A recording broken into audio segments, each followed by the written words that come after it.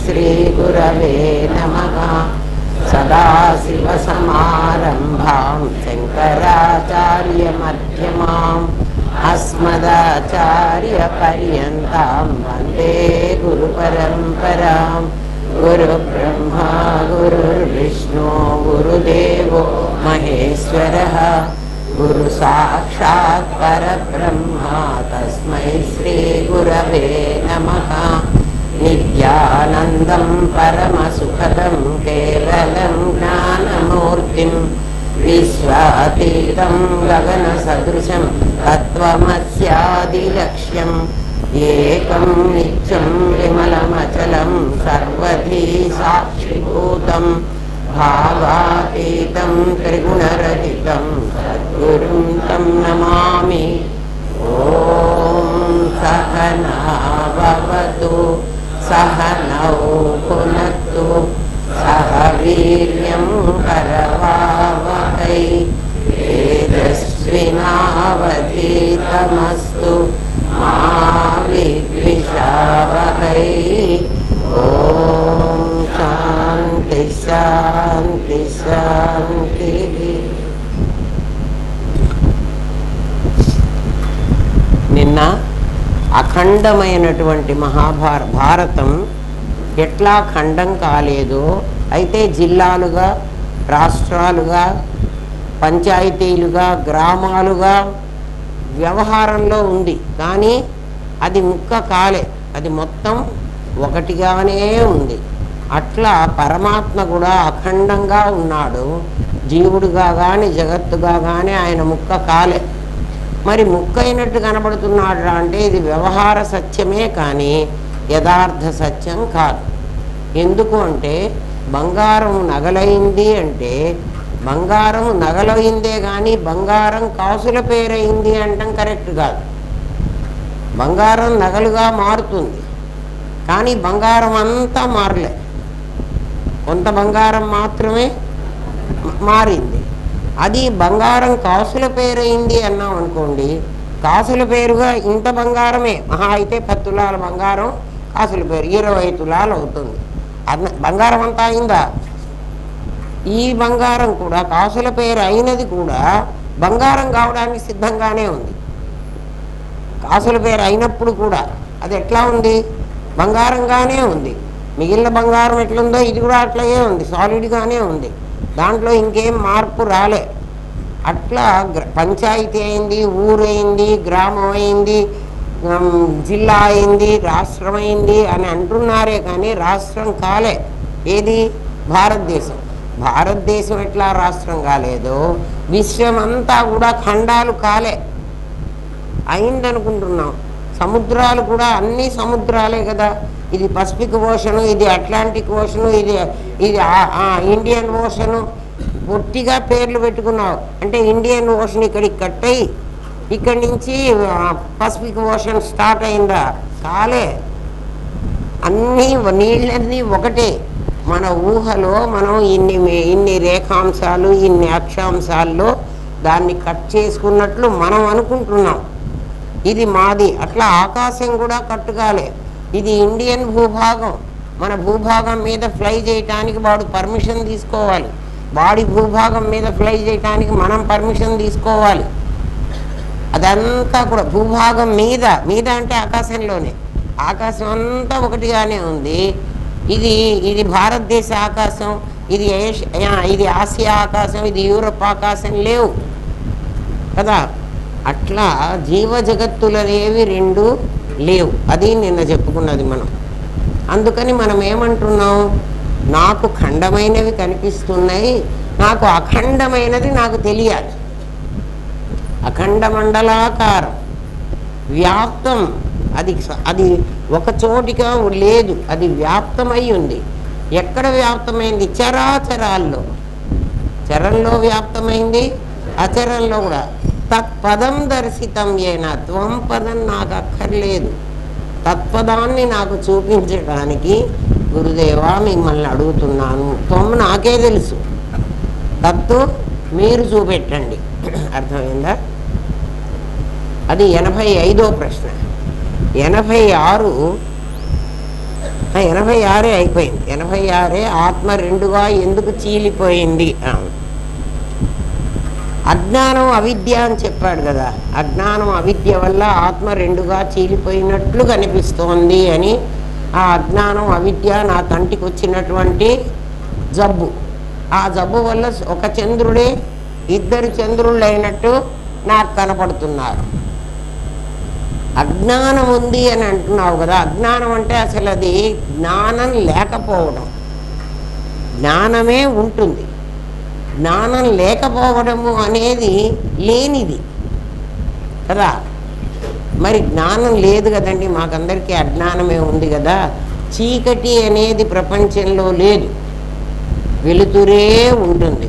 మరి చీకటి ఎందుకుంది అంటే భూమి అడ్డుపడటం వల్ల ఆ వెలుతురు చీకటిగా కనిపిస్తోంది. ఇప్పుడు ఈ చీకటికి కారణం ఏమిటి? భూమే కదా. చీకటి నిజంగా లేదు, చీకటిని భూమి సృష్టించింది కదా. దానివల్ల మనకు చీకటి కనపడుతోంది. అట్లా జ్ఞానమే ఉంది, అజ్ఞానము లేనే లేదు. మరి నాకు అజ్ఞానం ఉంది, నాకేం తెలియటం లేదు అని మనం అంటున్నాం కదా. నాకు అజ్ఞానం ఉంది అంటే నీ జ్ఞానానికి ఏదో అడ్డుపడింది. నా జ్ఞానానికి ఏం అడ్డుపడింది? నాకు 3 ఉన్నాయి, అవి అడ్డుపడతాయి ప్రతి చోట. ఆ 3 అడ్డుపడ్డంతసేపు నీకు జ్ఞానం జ్ఞానంగా తెలియదు.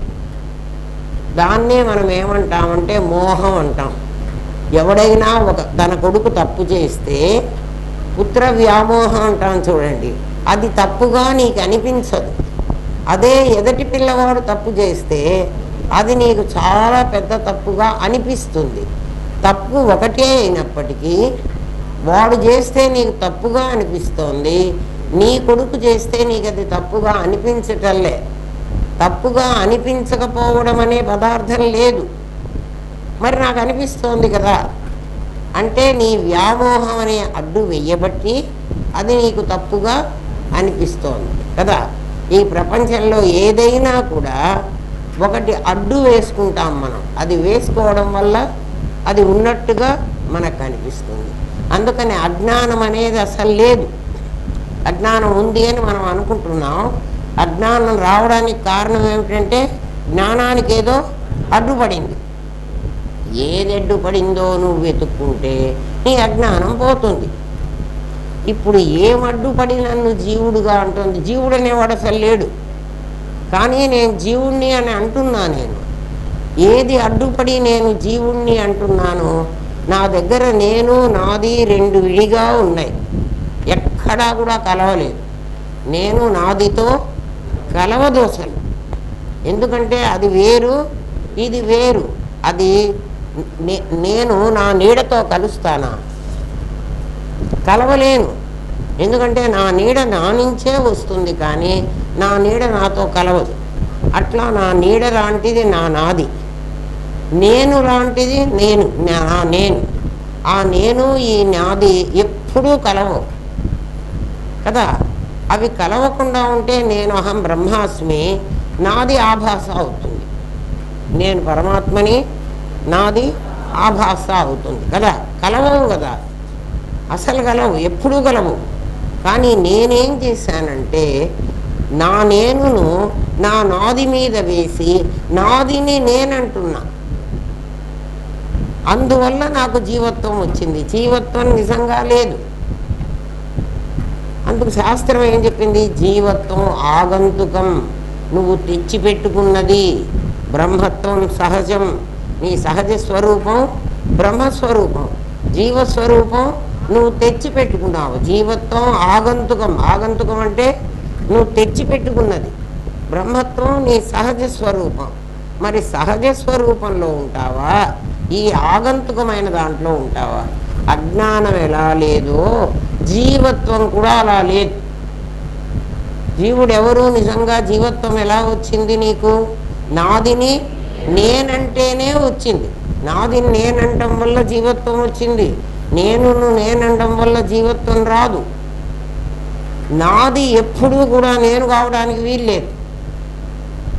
నాది నాదిగానే ఉండాలి. నీవు తెలిసినా, నువ్వు అద్వైతమైనా, నీకు జ్ఞానం ఉన్నా, నీకు లేకపోయినా, ఆ చిన్న పిల్లవాడిని అడిగితే కూడా వాడు ఏమంటాడు? నేను వేరు, నాది వేరు, నా కన్ను అంటాడు. కానీ నేను కన్ను అని వాడు కూడా అన్నాడు. వాడికి ఏం వేదాంతం రాక్కర్లే, వాడికి తెలియక్కర్లే. అందరూ ఏమంటారు? నేను అనరు, నాదే అంటారు. మరి నువ్వెందుకు తెలిసి, ఇంత తెలిసి ఆ నాది నేనేం చేస్తున్నావు? నీకోసం ఇంత మైకులు పెట్టి చెప్పాల్సి వస్తున్నది. ఎందుకని? జీవత్వాన్ని నువ్వు మీద వేసుకుంటున్నావు. అందువల్ల నాకు అజ్ఞానం ఉంది అంటున్నావు. అజ్ఞానం అసలు ఉండదు, లేదు. నీ జీవత్వం ఎట్లా లేదో నీకు అజ్ఞానం కూడా అట్లా లేదు. కానీ ఇక్కడ అజ్ఞానం వల్ల నాకు ఆ జీవ జగత్తులు వేరైనట్లు కనబడుతున్నాయి అని కిందటి క్వశ్చన్లో ఆన్సర్ చెప్పినప్పుడు వెంటనే ఆయన ఏమడుగుతున్నాడు? అజ్ఞానం వల్ల జీవుడైనాడా కదా? అజ్ఞానం ముందా, జీవుడు ముందా? అజ్ఞానం రావడం వల్ల జీవుడైనాడు కదా. జీవత్వం నీకు ఎందుకు వచ్చింది? అజ్ఞానం. అజ్ఞానం అంటే ఏమిటి? జ్ఞానం లేదు అనుకోవడం. జ్ఞానం లేదు అనుకోవడానికి వీల్లేదు. ఎందుకంటే జ్ఞానం ప్రజ్ఞ. జ్ఞానం పేరేమిటి? ప్రజ్ఞానం బ్రహ్మ. అది లేకపోవడం అంటూ ఉండకూడదు. దాని నుంచి వచ్చినటువంటి ఆభాస జ్ఞానమే జ్ఞానం. ప్రజ్ఞ వేరు, జ్ఞానం వేరు. ప్రజ్ఞ వస్తువు, జ్ఞానం ఆభాస కదా. ఆ జ్ఞానం ఆభాస ఎందుకంటున్నామంటే ఆభాస ఉంటే ఉండొచ్చు, లేకపోతే లేకపోవచ్చు. అదేమిటండి ఆభాస లేకుండా ఎట్లా పోతుంది అంటే, నేను నడుస్తూ వెళుతున్నాను, నా పక్కన నా నీడ వస్తూ ఉన్నది. సూర్యుడు సరిగ్గా 12 గంటలకు నా తల మీదకి వచ్చాడు, నా నీడ నా లోపలికి వచ్చేసింది. నా నీడ నాకంటే వేరుగా ఉండదు. నేను ఇంట్లోకి వెళ్ళి లోపల గదిలో కూర్చున్నాను, నా నీడ మాయమైపోయింది. అది ఆభాస ఉండడము లేకపోవడము. ఒకప్పుడు ఉంటుంది, ఒకప్పుడు ఉండదు. మరి ఇక్కడ నాకు ఒకప్పుడు ఉండి ఉండని జ్ఞానాన్ని నాకు చూపెట్టండి అని మీరు వెంటనే అడుగుతారు కదా. ప్రజ్ఞని ఉంటుంది అని అన్నాను, కానీ జ్ఞానం ఒకప్పుడు ఉంటుంది, ఒకప్పుడు ఉండదు. దానికి నేను నీడ ఉపమానం చెప్తున్నా మీకు. నా నీడ నేను నడుస్తున్నప్పుడు నా పక్కన వస్తుంది, నేను మిట్ట మధ్యాహ్నం అయినప్పుడు నా లోపలికే వెళ్ళిపోతుంది. నేను నడుస్తూ నడుస్తూ ఎండలో నడుస్తూ నడుస్తూ గదిలోకి వచ్చేసాను. ఇప్పుడు నా నీడ ఏది? నా లోపలే ఉంటుంది కదా. నా నీడ నాకంటే వేరుగా ఉండదు కదా. అట్లా జ్ఞానం అనేది ఆభాస అంటున్నారు కదా మీరు, ప్రజ్ఞ నిజం అంటున్నారు కదా. ఈ జ్ఞానం మీరు గదిలోకి వెళ్ళగానే మీ నీడ మీలోకి వచ్చినట్టుగా ఈ జ్ఞానం ఏమవుతుందో మాకు చెప్పండి. జ్ఞానం ఒకప్పుడు ఉంటుంది, ఒకప్పుడు ఉండదు అంటున్నాం. మీరు చెప్పండి, మీకు అర్థమై ఉంటుందేమో. జ్ఞానం ఒకప్పుడు ఉంటుంది, ఒకప్పుడు ఉండదు. జ్ఞానం నా లోపలికే వస్తుందన్నాను, నేను ఇంట్లోకి పోతే నీడ ఉండదు అంటున్నాను. అట్లా జ్ఞానం ఉండదు అన్నది చెప్పండి మీరు. నిద్రలో లేదర్రా కదా. మీరు నిద్రపోతే మీ జ్ఞానం మీతో లేదు, మరణంలో అసలే లేదు. మరణిస్తే అసలే లేదు, కానీ ప్రజ్ఞ లేకుండా పోదు. మీ జ్ఞానానికి ప్రజ్ఞకు తేడా అది. ప్రజ్ఞ లేకుండా ఉండడానికి వీల్లేదు. జ్ఞానం ఉంటే ఉండొచ్చు, పోతే పోవచ్చు. జ్ఞానం ఇప్పుడు ఉన్నది. ఎప్పుడున్నది? జాగ్రత్త అవస్థలో ఉన్నది. స్వప్నావస్థలో సగమైంది కదా. స్వప్నంలో సగమైంది అంటున్నా. అంటే ఏమిటి? కళను చూస్తున్న నా జ్ఞానం ఉంది, కళను సృష్టించే జ్ఞానం ఉంది, కళను చూసే నా జ్ఞానం ఉంది. కళ్ళలో కూడా అన్నీ తెలుస్తున్నాయి కదా. కళ్ళలో కొండ కొండగా తెలుస్తోంది, నది నదిగా తెలుస్తోంది, రోడ్డు రోడ్డుగా తెలుస్తోంది, కారు కారుగా తెలుస్తోంది కదా కళలో. కానీ నేనెవరో కళ్ళలో నాకు తెలియటల్లా. నేనెవరు? నేను ఒక మనిషిని కదా. ఆ సంగతి నాకు తెలియదు. నే కళ కంటున్నానని కూడా తెలియదు.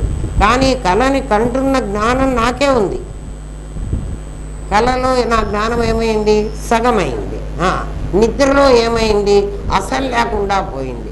అసలు లేకుండా పోయిందంటే నేను గదిలోకి వెళ్ళగానే నా నీడ నా లోపలికి వెళ్ళిపోయింది. మళ్ళీ నేను వాకిట్లోకి రాగానే మళ్ళీ నా నీడ నాకు వస్తుంది. అది అట్లా నేను మెలకువ తెచ్చుకోగానే మళ్ళీ నా నీడ నాకే వస్తుంది. జ్ఞానం మెలకువలో ఉండి స్వప్నంలో సగమైంది, సుషుప్తిలో నీలోనే లయమైంది, మరణంలో అసలు వదిలిపెట్టి పోయింది. ఎవరు పోయినారు అంటే ప్రజ్ఞ పోదు, జ్ఞానం పోతుంది కదా. ఆ జ్ఞానమే ఉండడం లేకపోవడం అనే రెండు స్థితులు కలిగి దాని పేరు అజ్ఞానం అన్నారు. అంటే జ్ఞానం అజ్ఞానం అనే పదమే లేదు. దానికి అర్థం ఏమిటి అంటే జ్ఞానం లేకపోవడం. జ్ఞానం లేకుండా ఎట్లా పోతుందండి ప్రజ్ఞ ఉండగా అంటే?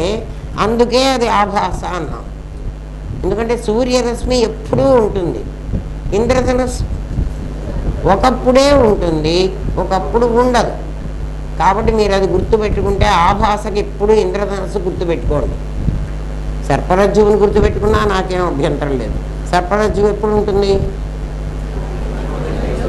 మసక చీకటిలో ఉంటుంది. మసక చీకటి అంటే వెలుతురు లేకపోవడం, అదే చీకటి. అసలు వెలుతురు లేకపోవడం కాదు. ఇప్పుడు మనకు అస్సలు తెలివి లేదా? ఉంది. ఆభాస తెలివి ఉంది, అది నిజమైన తెలివి లేదు. అది అజ్ఞానం. మళ్ళీ వెంటనే ఆయన నన్ను ఏం ప్రశ్న అడిగారంటే, జీవుడు ముందా అజ్ఞానం ముందా? చూడండి ప్రశ్న. అజ్ఞానం వల్ల జీవుడైనాడా? జీవుడైనాడని చెప్పాం కదా, అజ్ఞానం వల్లే నీకు జీవత్వం వచ్చింది. ఆ జీవుడు ముందా అజ్ఞానం ముందా? మామూలుగా అయితే మనం ఏమనుకోవాలి అంటే ప్రజ్ఞానం కదా జీవుడే. అందుకే జీవో బ్రహ్మైవ, జీవుడు బ్రహ్మం అయ్యే క్వాలిఫికేషన్ ఉంది వాడి దగ్గర. అందుకని ప్రజ్ఞే ముందు మనం చెప్తాం కదా. ఇక్కడ జీవుడు, జీవుడు అంటే లేనివాడు, లేనివాడు ముందున్నాడా కదా. వాడి అజ్ఞానం ముందుందా? ప్రయాణం చేయటానికి మనం ప్రయాణం చేయాలంటే ఒక గుర్రము ఒక బండి రెండు కావాలి కదా. గుర్రము ఒక బండి కావాలి. బండిని ముందు పెడతావా, గుర్రాన్ని ముందు పెడతావా? బండి నడవాలంటే బండిని ముందు పెడతావా, గుర్రాన్ని ముందు పెడతావా? ఎందుకు గుర్రాన్ని ముందు పెట్టావు? నడిచేది బండి కదా. వినండి జాగ్రత్తగా, నడిచేది బండి కదా. ఎందుకంటే బండి గాన్లు తిరుగుతుంటే నీకు ప్రయాణం అవుతుంది. గాన్లను తిప్పేది గుర్రం. గుర్రం నడుస్తుంటే గాన్లు తిరుగుతాయి కదా. గుర్రాన్ని ఎందుకు ముందు పెట్టావు, బండిని ఎందుకు ముందు వెనక పెట్టావు అంటే బండి జడం. బండి తనకు తాను తిరగలేదు, గుర్రం తనకు తాను నడవగలదు. కాబట్టి గుర్రం జీవుడు, గుర్రం జీవుడు కదా. గుర్రం చేతనం, బండి జడం. కాబట్టి జడమైన బండిని గుర్రం లాక్కుపోవాలి. ఇప్పుడు జడమైన బండి నా శరీరం, ఇది ముందు మీకు కనబడుతుంది. దీన్ని నడిపేవాడు లోపల ఉంటాడు. మీకు అర్థమవుతుందా? అంటే ఎటువంటి ప్రశ్నలు అడిగి మిమ్మల్ని సర్టిఫై చేస్తారో చూడండి కదా. ప్రశ్న చాలా తేలిక కదా, జవాబు చెప్పడం చాలా కష్టం. బండి ముందా గుర్రం ముందా కదా. అంటే గుర్రం చేతనం, ఎప్పుడు చేతనమే ముందు ఉండాలి. ఇప్పుడు మన దగ్గర కూడా చేతనమే ముందుంది. నీకు ముందు బండి కనపడుతున్నది కానీ లోపల చేతనం ఉంది అంటున్నావు, కానీ నీ చేతనమే ముందుంది. ఎట్లా చెప్తా వినండి. మీకు చేతనం ఎట్లా ముందుంటుందో కనపడడం ఎట్లా కనపడుతోంది? బండిని ముందు పెట్టాం, బండి జడం, బండిని ముందు పెట్టాం. నడిపేవాడిని లోపల పెట్టాం. కారు ముందు పెట్టానురా, కారు డ్రైవర్ని లోపల కూర్చోబెట్టానురా. ఆ కాలంలో కారు లేదు కాబట్టి శాస్త్రంలో బండి గుర్రమే చెప్పారు. నడిపేవాడిని ఎక్కడ పెట్టాము? నడిపేవాడు ఇప్పుడు ఎక్కడ ఉండాలి? న్యాయంగా అయితే కారుకు ముందు ఉండాలి. వాడు పరిగెత్తుతుంటే అంటే లారీని మీరు గుర్తు చేసుకుంటే లారీకి డ్రైవర్ ఎక్కడ ఉంటాడు అంటే క్యాబిన్ ఫస్ట్ ఉంటుంది. బస్సుకు కానీ లారీకి కానీ క్యాబిన్ ఎక్కడ ఉంటుంది? ముందు ఉంటుంది. వాడు నడుపుతూ ఉంటే వెనక వాడి లోడ్ అంతా వెనక వస్తూ ఉంటుంది కదా. కానీ కారు, మన శరీరం కారు అనుకోండి, ఇందులో ఎవడు ముందో ఎవడు వెనకో చెప్తాను. గుర్రం ముందుంటుంది, బండి వెనక ఉంటుంది కదా. లారీ డ్రైవర్ ముందుంటాడు, లారీ వెనక వాడి వాడి లోడ్ అంతా వెనక ఉంటుంది. కారు డ్రైవర్ లోపల ఉంటాడు, కారు వాడి చుట్టూ ఉంటుంది కదా. అంటే కనపడుతున్నది కారు. అంటే మన శరీరాన్ని ఇప్పుడు కారులాగా అనుకోవాలి కదా. మన శరీరం కారు. ఈ కారు లోపల ఎవడున్నాడు? ఒక డ్రైవర్ ఉన్నాడు. ఆ డ్రైవర్ ఎవడు అంటే ఈశ్వర సర్వదేహానాం. మీ అన్ని కార్లకు డ్రైవర్ ఉన్నాడు. నా ఒక్క కారుకే డ్రైవర్ కాదు. మీ డ్రైవర్ నడిపితేనే మీ కారు నడుస్తుంది. వాడు ఎక్కడున్నాడు? లోపల కూర్చున్నాడు కారు డ్రైవర్. మరి కారు డ్రైవర్ లోపల కూర్చుంటే మీ సిద్ధాంతం తప్పు కదండి. ఎట్లా తప్పు? జీవుడు ముందుండాలి, బండి వెనక్కు ఉండాలి. కారు కాదు, గుర్రం ముందుండాలి, వాడు వెనక్కు ఉండాలి. ఇప్పుడు డ్రైవర్ ఏం చేస్తున్నాడంటే, డ్రైవర్కి ఒక చూపు ఉంది. వాడు లోపల కూర్చుని నాతో మాట్లాడుతూ ఉంటాడు, పాటలు వింటూ ఉంటాడు, మధ్యలో ఫోన్ ఆన్సర్ చేస్తూ ఉంటాడు. కానీ వాడి చూపు ముందు ఉంటుంది. వాడి చూపు ముందు వెళితేనే వెనక కారు వెళుతోంది కదా. చూపు చూడకుండా వాడు కళ్ళు మూసుకుని బండి నడపనండి, నడపలేడు. అంటే ఏమైంది? లోపల డ్రైవర్ ఉన్నాడే కానీ వాడి తాలూకు చూపు మాత్రం ముందే ఉంది. అది గుర్రం. ఇప్పుడు అర్థమైందా? ఎప్పుడూ కూడా ముందుండకపోతే, చేతనం ముందుండకపోతే బండి నడవడానికి వీల్లే, నడవదు అసలు. అందుకని ఎప్పుడూ కూడా వాడి చూపు ఎక్కడ ఉంటుంది? వాడు ఏమన్నా చేస్తూ ఉండని. అంటే ఏమన్నా చేస్తాం అంటే వాడి ఫిజికల్ బాడీ ఏదో చేస్తోంది. ఏం చేస్తోంది? నోట్లో చాక్లెట్ వేసుకొని తింటోంది, చెవిలో ఏదో పెట్టుకొని వింటోంది కదా. వింటాడు. ఇంట్లో వెనక వాడి ఫ్యామిలీ అంతా కూర్చొని ఉంటుంది. వాళ్ళందరితో మాట్లాడుతూ ఆ పిల్లాన్ని జాగ్రత్తగా చూసుకోని ఆ పిల్లాన్ని కోపడుతూ ఉంటాడు. ఇవన్నీ చేస్తున్నా వాడి కళ్ళు మాత్రం ముందే ఉంటాయి. కళ్ళు వెనక్కి తిరిగి, డ్రైవర్ ఇక్కడ వెనక్కి తిరిగి ఆ భార్యతో మాట్లాడాడు అనుకోండి,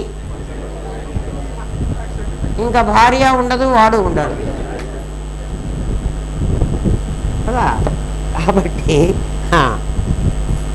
బండిని ముందు పెడతావా, గుర్రాన్ని ముందు పెడతావా? నువ్వే ఆలోచించుకో. బండి జడం, గుర్రం చేతనం. ఏమా? జీవుడు చేతనం, అజ్ఞానం జడం. జ్ఞానం లేకపోవడం అనేది జడం. ఎందుకని? ఒక చేతనంలో నుంచే అది వచ్చింది. నీ నాది ఎక్కడి నుంచి వచ్చింది? ఒక నేనులో నుంచే రావాలి. నాది ఆభాస అయినప్పుడు నాది నీడ కదా. నీడ ఎక్కడి నుంచి వస్తుంది? నేనులో నుంచే రావాలి కదా. శవానికి నీడ ఉండదు చూడండి. శవానికి నీడ ఎందుకు ఉండదంటే శవం పడుకోనుంది.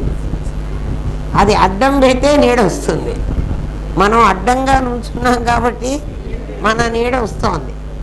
శవాన్ని పడుకోబెడతాం కాబట్టి దాని నీడ వచ్చే అవకాశం లేదు.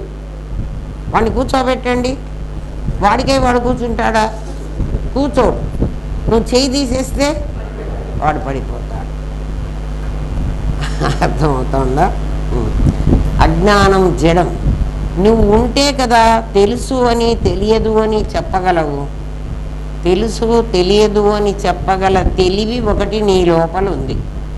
ఇది నాకు తెలుసు, ఇది నాకు తెలియదు. తెలియడం తెలియకపోవడం అనే వాటికి తెలివి అనేది ఒకటి ఉండాలి. అదే నేను చెప్పింది. తెలుసు తెలియదు అని గ్రహించు తెలివి ఒకటి, దానికి తెలియదు అని లేదు. మరి తెలియదు అని ఎందుకు చెప్పింది? తెలియదు అని ఎందుకు చెప్తోందంటే తెలివికి అడ్డుపడింది ఏదో. తెలివికి ఏదో అడ్డుపడింది. అది అడ్డుపడడం వల్ల నాకు తెలియదు అంటున్నది. చెట్టు ముందా విత్తు ముందా అని ఎవరన్నా అడిగితే చెట్టు లేకపోతే విత్తనం రాదు, విత్తనం లేకపోతే చెట్టు ఉండదు. అవును కదా. కాబట్టి ఇది అన్యోన్యాశ్రయ దోషం అంటారు. అంటే ఏమిటి? ఇంటర్డిపెండెన్సీ అంటారు. ఇంటర్డిపెండెన్సీ అంటే ఒకదాని మీద ఒకటి ఆధారపడి ఉంటుంది. చెట్టు లేకపోతే విత్తనం ఉండదు కదా. అంటే చెట్టులో నుంచే విత్తనాలు వస్తాయి. ఆ విత్తనం వేస్తే మళ్ళీ చెట్టు వస్తుంది. చెట్టు ముందా విత్తు ముందా, కోడి ముందా గుడ్డు ముందా, ఇట్లాంటి మాటలు చాలా స్టూడెంట్స్గా ఉండేటప్పుడు ఒకటే అడుక్కుంటుంటారు. అంటే రెండూ లేవు అని అర్థం. అట్లా జీవుడు ముందా జగత్తు ముందా? జీవుడు ఉంటే జగత్తు ఉంటుంది, జగత్తు ఉంటేనే జీవుడు ఉంటాడు కదా. జగత్తు ఉంటేనే వీడు పునరుత్పత్తి చేసి జీవుళ్ళని పుట్టిస్తాడు కదా. జీవుడు ఉంటే వాడు జగత్తును పుట్టిస్తాడు, జగత్తుంటే జీవుణ్ణి పుట్టిస్తాడు. అప్పుడు రెండు ఏమైపోయినాయి? ఇంటర్డిపెండెన్సీ అయింది. అన్యోన్య ఆశ్రయ దోషం అంటారు. అన్యోన్య ఆశ్రయ దోషం దాన్ని. అదొక దోషం, అదొక తప్పు. అంటే ఏమిటి? ఒకదాని మీద ఒకటి ఆధారపడింది కాబట్టి ఏ ఒక్కటి లేదని తెలిసినా రెండూ లేకుండా పోతాయి. అన్యోన్యాశ్రయ దోషంలో ఒక్కటి లేదు అని నువ్వు నిరూపించగలిగితే రెండూ లేకుండా పోతాయి. అంటే జీవుడు లేడు అన్నామనుకో, ఆటోమేటిక్గా జగత్తు ఉండదు. ఎందుకంటే జీవుడే జగత్తును సృష్టిస్తున్నాడు. జగత్తే లేదు అన్నామనుకో, జీవుడు ఉండే అవకాశం లేదు. మన శాస్త్రం ఏం చెప్పింది? శ్లోకార్థేన ప్రవక్ష్యామి యదుక్తం గ్రంథకోటివి. కోటి గ్రంథాలు చెప్పలేని విషయాన్ని మన శ్లోకార్థంలో చెప్తున్నాను అన్నాడు కదా. అందులో ఏం చెప్పాడు? బ్రహ్మ సత్యం, అది నువ్వేం చేయటానికి వీలు లేదురా. జగత్తు మిథ్య, జగత్తుని ఎప్పుడైతే మిథ్య చేసేసానో అన్యోన్య ఆశ్రయ దోషంలో జీవుడు కూడా పోవాలి అంతే కదా. జగత్తుని మిథ్య చేసావంటే అన్యోన్యాశ్రయ దోషం అని చెప్పావు కదా. ఎవరికి? జీవ జగత్తులు ఇద్దరికి. ఇందులో జగత్తుని మిథ్య చేసేసాం, జీవుడు ఆటోమేటిక్గా చెట్టు లేదురా అన్నాను, విత్తనం లేదురా అంటావు. చెట్టే రాకపోతే విత్తనం ఎక్కడి నుంచి వస్తుంది? కాబట్టి జీవుడు లేడురా అనాలి. లేడురా అనడానికి వీడు ఉన్నాడు కదా. అందుకని వీడిని ఏం చేయాలి? నువ్వు బ్రహ్మవేరా, నువ్వు జీవుడివి కాదురా అన్నారు. జీవత్వం నీకు వచ్చిందిరా, ఎందుకంటే నువ్వు నాదిని నేననబట్టి నీకు జీవత్వం వచ్చింది. ఎప్పుడైతే జగత్తు లేదు అని నేను నిర్ణయించానో నీ జీవుడు కూడా లేకుండా పోయినాడు. లేకుండా పోతే నేను లేను అని చెప్పాలి. ఎవడైనా నువ్వు ఉన్నావా అని అడిగితే నేను లేనని అనగలవా? వాళ్ళు లేడనొచ్చు, అది లేదనొచ్చు, కానీ నేను లేను అనటానికి వీలు లేదు.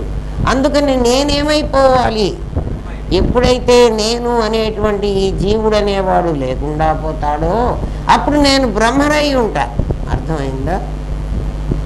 అర్థ శ్లోకంలో చెప్పింది మన శాస్త్రం అంతా. బైబిల్ అక్కర్లే, పురాణ అక్కర్లే, భగవద్గీత అక్కర్లే, ఏమ్మా బ్రహ్మసూత్రాలు అక్కర్లే, ఉపనిషత్తులు అసలే అక్కర్లే. అవన్నీ గ్రంథ కోటి గ్రంథాలు ఏం చెప్పినయ్యో దాన్ని అర్ధ శ్లోకంలో చెప్తున్నాను అన్నది మన శాస్త్రం. శ్లోకార్థేన ప్రవక్ష్యామి యదుక్తం గ్రంథకోటిభి. ప్రతి ఒక్కళ్ళు నేర్చుకోండి. కోటి గ్రంథాల్లో చెప్పలేనటువంటి విషయాన్ని ఒక్క అర్ధ శ్లోకంలో చెప్పేశాను. ఏమిటది? బ్రహ్మసత్యం. దానికి ఇంకా ఏమీ ఢోకా లేదు. జగత్తు మిథ్య, జీవో బ్రహ్మైవ. జీవో బ్రహ్మైవ అన్నప్పుడు ఇంటర్ డిపెండెన్సీలో ఒకదాన్ని తీసేస్తే రెండవది ఆటోమేటిక్గా పోతుంది. ఇక్కడ రెండేమున్నాయి కాబట్టి ద్వైతం పోతుంది. ద్వైతం ఉండడానికి వీల్లేదు, అద్వైతమే నిలబడుతుంది. ఏమా శంకర భగవత్పాదులు అందుకే కన్యాకుమారి నుంచి కాశ్మీర్ వరకు ప్రయాణం చేసి ఎవడు వస్తే వాళ్ళందరినీ ఓడించి సర్వజ్ఞ పీఠం ఎక్కాడు. అద్వైతాన్ని స్థాపించాడు, మిగిలిన మతాలన్నీ ఖండించాడు. ఈ రోజుకి మనకు అద్వైతం తెలియకపోబట్టి ఇంకా మనం వెంకటేశ్వర స్వామిని పూజిస్తూ, వెంకటేశ్వర స్వామే కాదు, అయ్యప్ప దీక్ష, శివదీక్ష, ఇంకా ఏం దీక్షలే, భవానీ దీక్ష, ఇంకా ఆంజనేయ స్వామి దీక్ష, ఏమి దీక్షలు కదా, ఆలోచించండి. అది ఎట్లా ఉంటుందంటే ప్రెసిడెంట్ ఆఫ్ ఇండియా అంటే ఫస్ట్ పర్సన్, మన మన మన దాంట్లో మొట్టమొదటి వ్యక్తి ప్రెసిడెంట్ ఆఫ్ ఇండియా నాకు ఆర్ఓ వాటర్ కావాలి అని ఒక కలెక్టర్కి ఫోన్ చేసి అడిగాడు. ప్రెసిడెంట్ ఆఫ్ ఇండియా ఏం చేశాడు, నాకు ఆర్ఓ నీళ్ళు కావాలి, లేకపోతే నాకు ఉప్పు దొరకలేదు, ఉప్పు పంపించు అని ఒక కలెక్టర్ గారికి ఫోన్ చేసి అడిగాడట. బాగుంటుంది కదా, చాలా. సాక్షాత్తు బ్రహ్మస్వరూపమైన నువ్వు వెళ్ళి వాడిని బొమ్మగాడిని తీసుకొని ఒరే నాయన నాకు ఇది ఇయ్యరా, నాకు అది ఇయ్యరా అని అడుక్కుంటున్నావురా, సిగ్గు లేదురా నీకు? నువ్వెవరివిరా? అహం బ్రహ్మాస్మి. శంకర భగవత్పాదులు ఆయన చెప్పాడు నీకు ఈ సంగతి. ఆయన చెప్పడం కాదండి, మీరు చెప్తుండగా కూడా మాకు ఇదే తెలుస్తున్నది అని ఎవడైనా అనుంటే వాడు వెళ్ళి ఈ విధవ పని చేయవాకండి. కలెక్టర్ గారిని అడుక్కుంటున్నారు మీరు, ఏమని?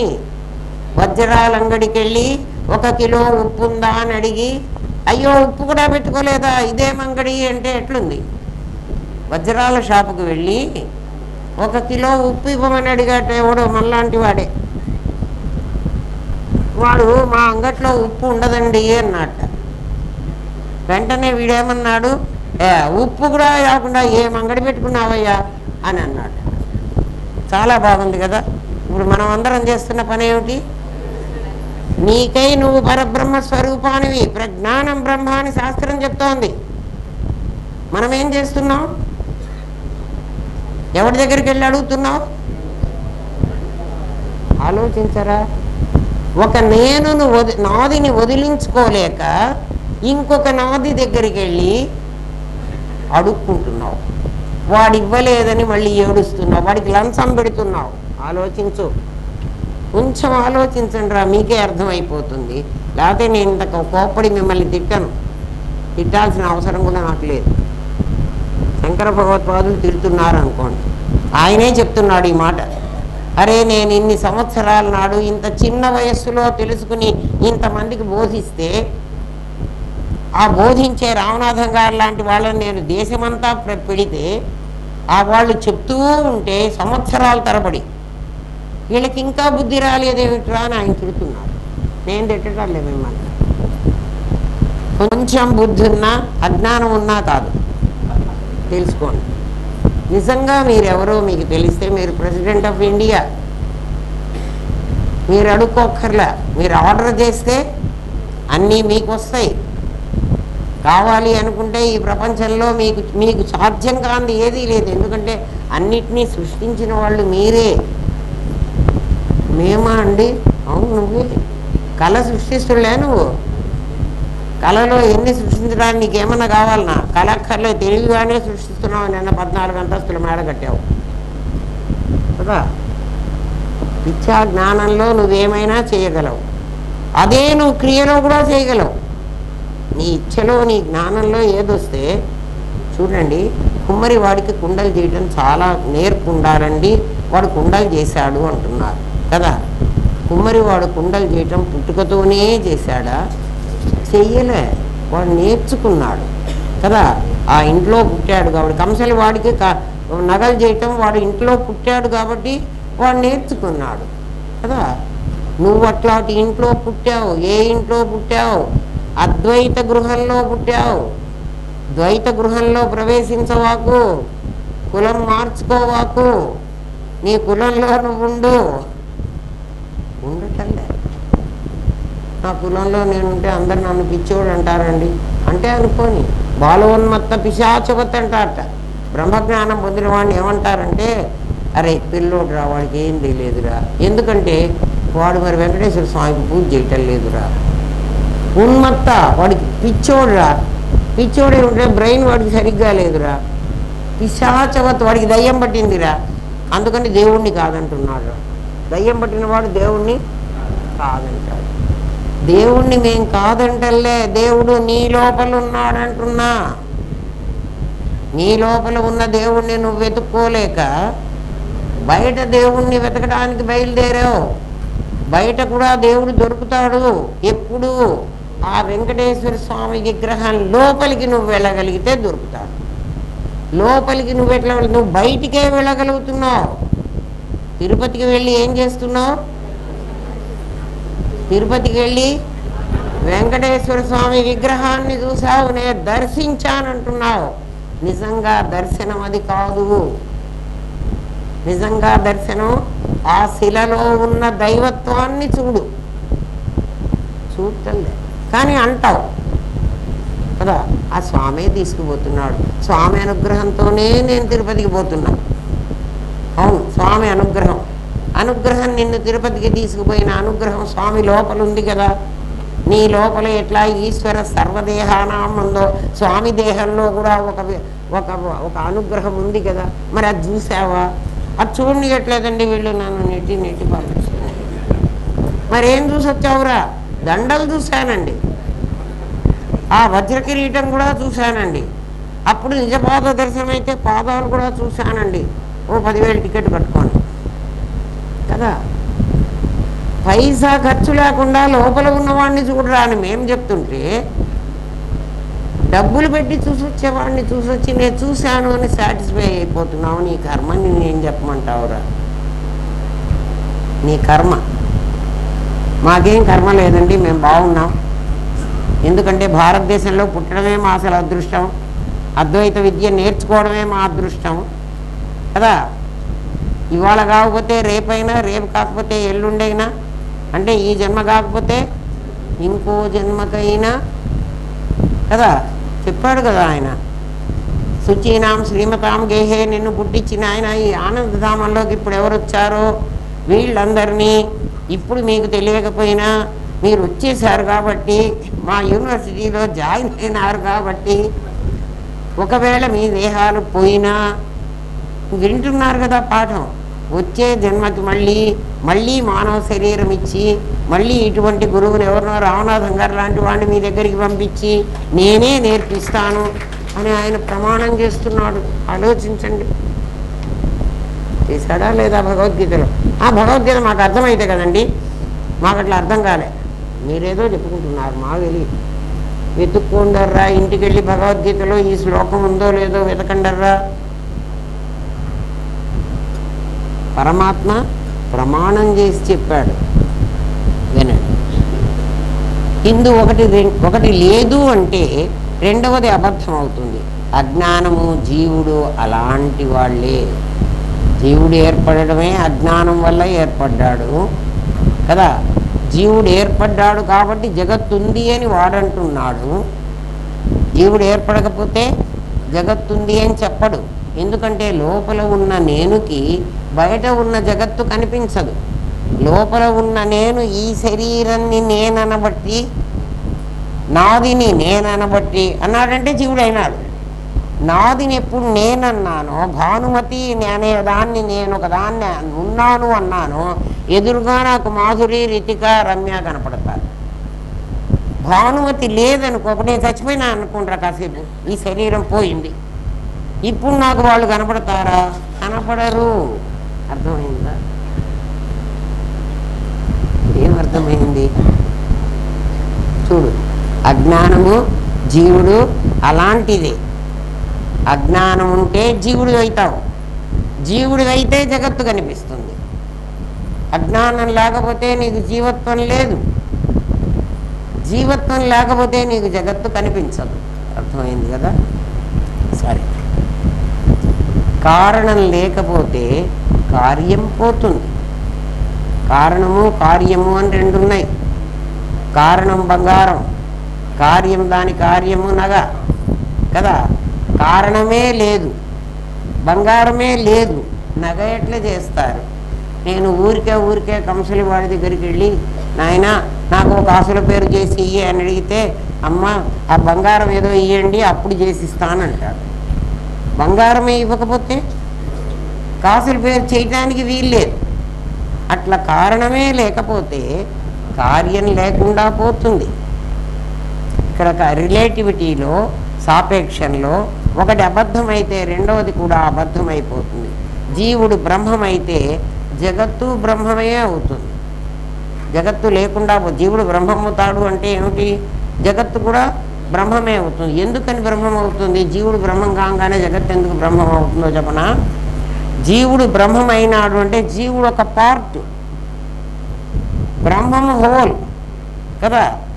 జీవుడు మాత్రం బ్రహ్మమైనాడు అనుకో, నేను మాత్రం ఆత్మ తెలుసుకుని అహం బ్రహ్మాస్మి అన్నాను అనుకో, మరి మీరందరూ నాకు కనపడుతుంటారు.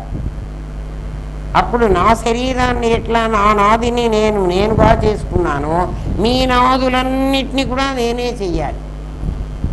అప్పుడు మాత్రమే జగత్తు నాకు లేకుండా పోతుంది, లేకపోతే జగత్తు కనిపిస్తుంది. చెట్టు విత్తనము అన్యోన్యాశ్రయమైతే నేల నిజమైనట్లు అప్పుడు ఏమవుతుందంటే జీవుడు జగత్తు రెండు అన్యోన్యాశ్రయంలో పుట్టేస్తే ఇవి ఉండడానికి ఒక ఆధారం కావాలి. ఇవన్నీ ఆధేయాలు, ఒక ఆధారం కావాలి. ఆ ఆధారంలో ఏమవుతుందంటే చెట్టు పోయింది విత్తనం పోయింది అన్నప్పుడు నేల ఉంటుంది. చెట్లు వస్తూ ఉంటాయి, పోతూ ఉంటాయి. ప్రళయం వచ్చినప్పుడు, వర్షం వచ్చినప్పుడు చెట్లు విరిగి పడిపోతాయి, ఎంత పెద్ద పెద్ద చెట్లు కూడా. కానీ నేల పడిపోదు, నేల అలాగే ఉంటుంది. అందుకని జీవుడు జగత్తు రెండూ కూడా పోతే ఎవరుంటారు అంటే ప్రజ్ఞ అయినటువంటి ఆధారమైన పరమాత్మ ఉంటాడు. చెట్టు విత్తనము రెండూ పోతే నేల ఎలా ఉంటుందో ఆ రకంగా జీవ జగత్తులు రెండూ పోతే బ్రహ్మమే ఉంటాడు. జీవుడు బ్రహ్మమైతే జగత్తు బ్రహ్మం అవుతుంది. చెట్టు విత్తనము అన్యోన్యాశ్రయం అయితే నేల నిజమైనట్లు జీవ జగత్తులో అన్యోన్యాశ్రయం అయితే నిత్యాత్మ నిజమవుతుంది. అప్పుడు జీవాత్మ జగదాత్మ రెండు పోతాయి. ఏం మిగులుతాయి? నిత్యాత్మ మిగులుతుంది. రిలేటివిటీ అబద్ధమైతే నిజమేది? నిజం లేకపోతే అబద్ధం ఎలా వచ్చింది? మాకు నిజం కనపడలేదు అంటావు. ఒక నిజం మీద ఆధారపడే అబద్ధం ఉంటుంది. ఒక అబద్ధాన్ని అబద్ధం చూడండి, సృష్టి అంటారు. ఆ మాటను సృష్టించి అందరి మీదకి వదిలేసిందిరా ఆమె అంటారు. అంటే అబద్ధాన్ని సృష్టించాలంటే అబద్ధం సృష్టించబడేది, నిజం నిజమైంది. నిజం నిజాన్ని ఎవడు సృష్టించక్కర్లే, నిజం అది జరిగింది. ఆ నిజం తెలిసేంత వరకు అబద్ధం ఎట్లా రాజ్యం చేస్తుందో నేను అన్న నిజం తెలిసే వరకు ఈ జీవ జగత్తులు రాజ్యం చేస్తున్నారు. అందుకని ఇప్పుడు మన డ్యూటీ ఏమిట్రా? నిజాన్ని తెలుసుకోవాలి కదా. నిజం ఉందో లేదో మాకెట తెలుస్తుందండి? అబద్ధం ఉంది కదా, అబద్ధం ఉన్నది కదా. అబద్ధం ఉంది అని మీకు తెలుసు కదా, ఇది అబద్ధం అని తెలుసు. కాబట్టి దీని వెనక నిజం తప్పకుండా ఉంటుంది. ఊరికే భగవద్గీతలో చెప్పిన ఈశ్వర సర్వదేహానం అక్కర్లే మనకి. అబద్ధం మనకు కనపడుతుంటే ఈ శరీరం ఉందా లేదా? ఈ శరీరం కనపడుతూ ఉంటే అంటే నాది కనపడుతూ ఉంటే ఖచ్చితంగా నేను ఉండాలి. నాది సృష్టించబడింది, నేను ఉన్నవాణ్ణి. అర్థమైంది కదా? అబద్ధం కనపడుతోంది, అబద్ధాన్ని వెతుక్కుంటూ పోతే నిజం తెలుస్తుంది. అందుకే అబద్ధం మనకు తెలుసు. ఫ్రమ్ నోన్ టు అన్నోన్ అనేది అది. ఇది నోన్. నీకు ఏది నోన్? అబద్ధం నోన్. నువ్వేం తెలుసుకోవాలి? అన్నోన్ తెలుసుకోవాలి. అన్నోన్ అంటే ఏమిటి? పరమాత్మ అన్నోన్ కదరా. ఎవరినైనా దేవుణ్ణి చూసారా? ఎవ్వడు చూడలే. అందుకని వాడు అన్నోన్ కాబట్టి వాడిని అక్కడ పెట్టాం. ఎక్కడ పెట్టాము? ఊపర్ వాళ్ళ పైన కూర్చోరా, అసలు కిందికి వచ్చావంటే చంపేస్తా, జాగ్రత్త. ఎప్పుడు కిందికి రమ్మంటావమ్మా? శంకర భగవత్పాదులు దింపితే రా, రామనాథం గారు దింపితే బయటికి రా, లేకపోతే లోపల కూర్చో, దాక్కో. ఎందుకంటే ఇక్కడికి వచ్చావంటే వీళ్ళందరూ చంపేస్తారు కదా. ఆలోచించ. అందుకని దేవుడు దాక్కున్నాడు రా, మనకు కనపడకుండా కదా.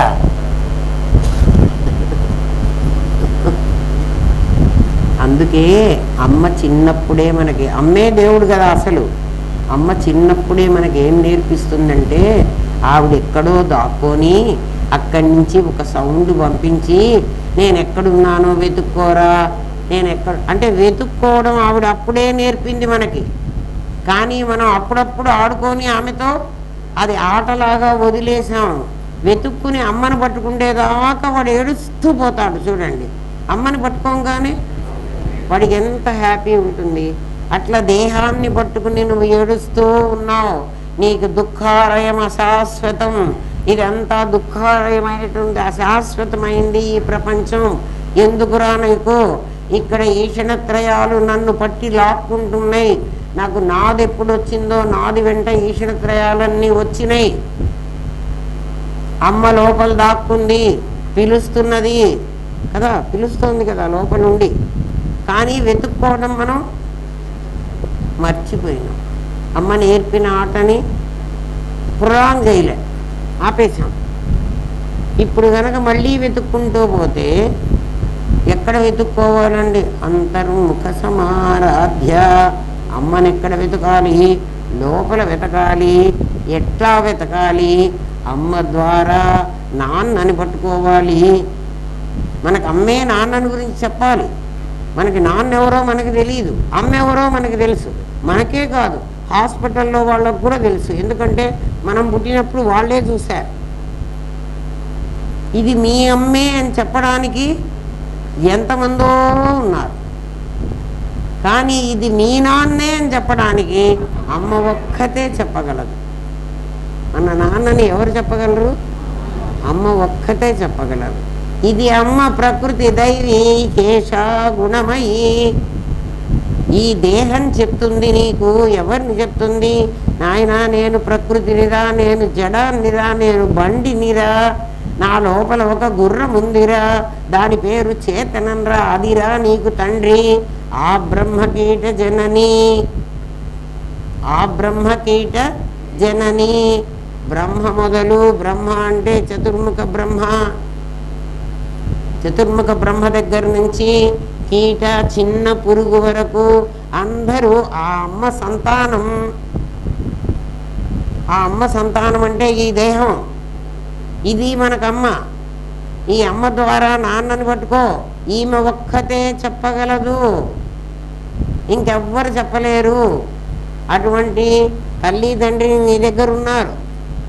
నువ్వు తల్లిని కనుక్కుంటే, తల్లిని నేనే దేహం అని అనుకుంటే, దీన్నే నువ్వు నాదిని నేనే చేసేస్తే, అంటే ఇదే నాన్న ఇదే అమ్మ అయిపోయింది. అప్పుడు మనకి ఇంకా నాన్నను చూపించదు. ఒకటే అమ్మ నాన్న అయిపోతే ఇంకా నాన్నను ఎట్లా చూపిస్తుంది? ఇది అమ్మ అని మనకు రూఢి అయితే నాన్నను చూపిస్తుంది. అర్థమైందా? జీవుడికి ఎందుకు తెలియదురా అంటే ఎందుకు తెలియదు. అర్థం కాలేదు, చాలామందికి అర్థం కాలేదు. అర్థం కాకపోతే మీ కర్మ, నేనేం చేయలేదు. ఒక నిప్పు లేకపోతే, విజన్ లేకపోతే పొగ రాదు కదా. నిప్పు లేకపోతే పొగ రాదు. పొగ వస్తోంది అంటే ఖచ్చితంగా అక్కడ నిప్పు ఉండి ఉంటుంది. ఇక్కడ పొగ ఏమిటండి అంటే, నేను తలకాయ తిప్పుతున్నాను, చేతులు తిప్పుతున్నాను, మాట్లాడుతున్నాను, పొద్దున్నే లేచి ఇంత మింగుతున్నాను, అదెంత అరిగించుకుంటున్నాను, ఈ పనులన్నీ జరుగుతున్నాయి అంటే లోపల మా నాన్న లేకపోతే ఇవి జరగవు కదా.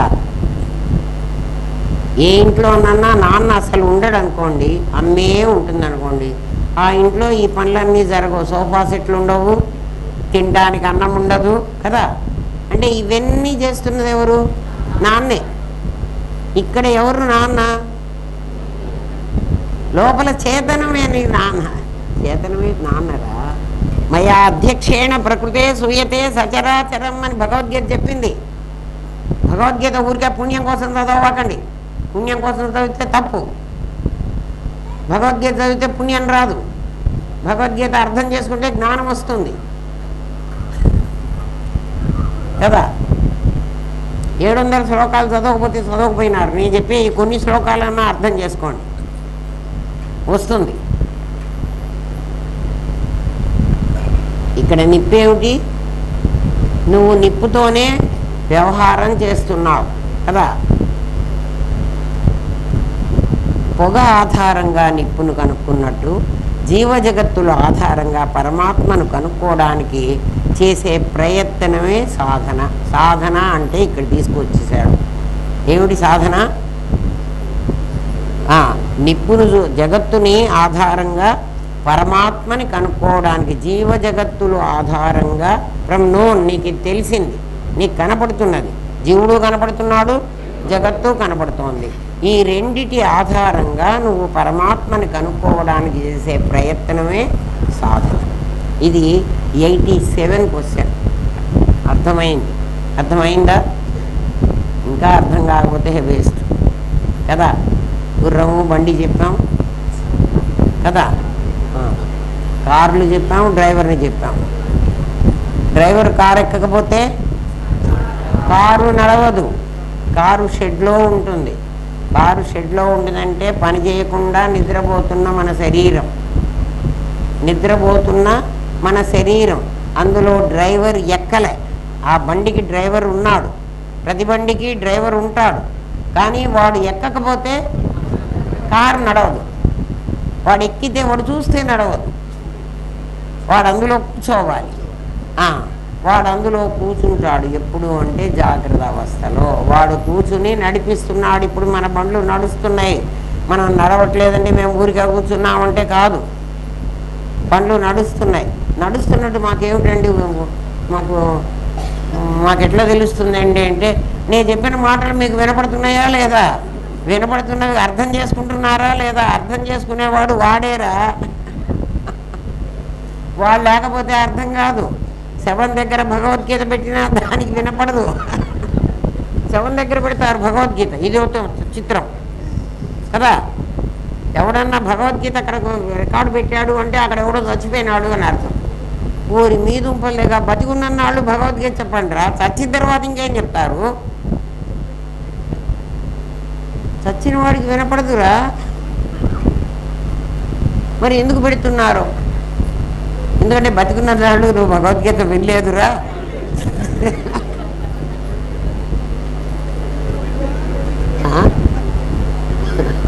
ఇప్పుడు వినరా అంటే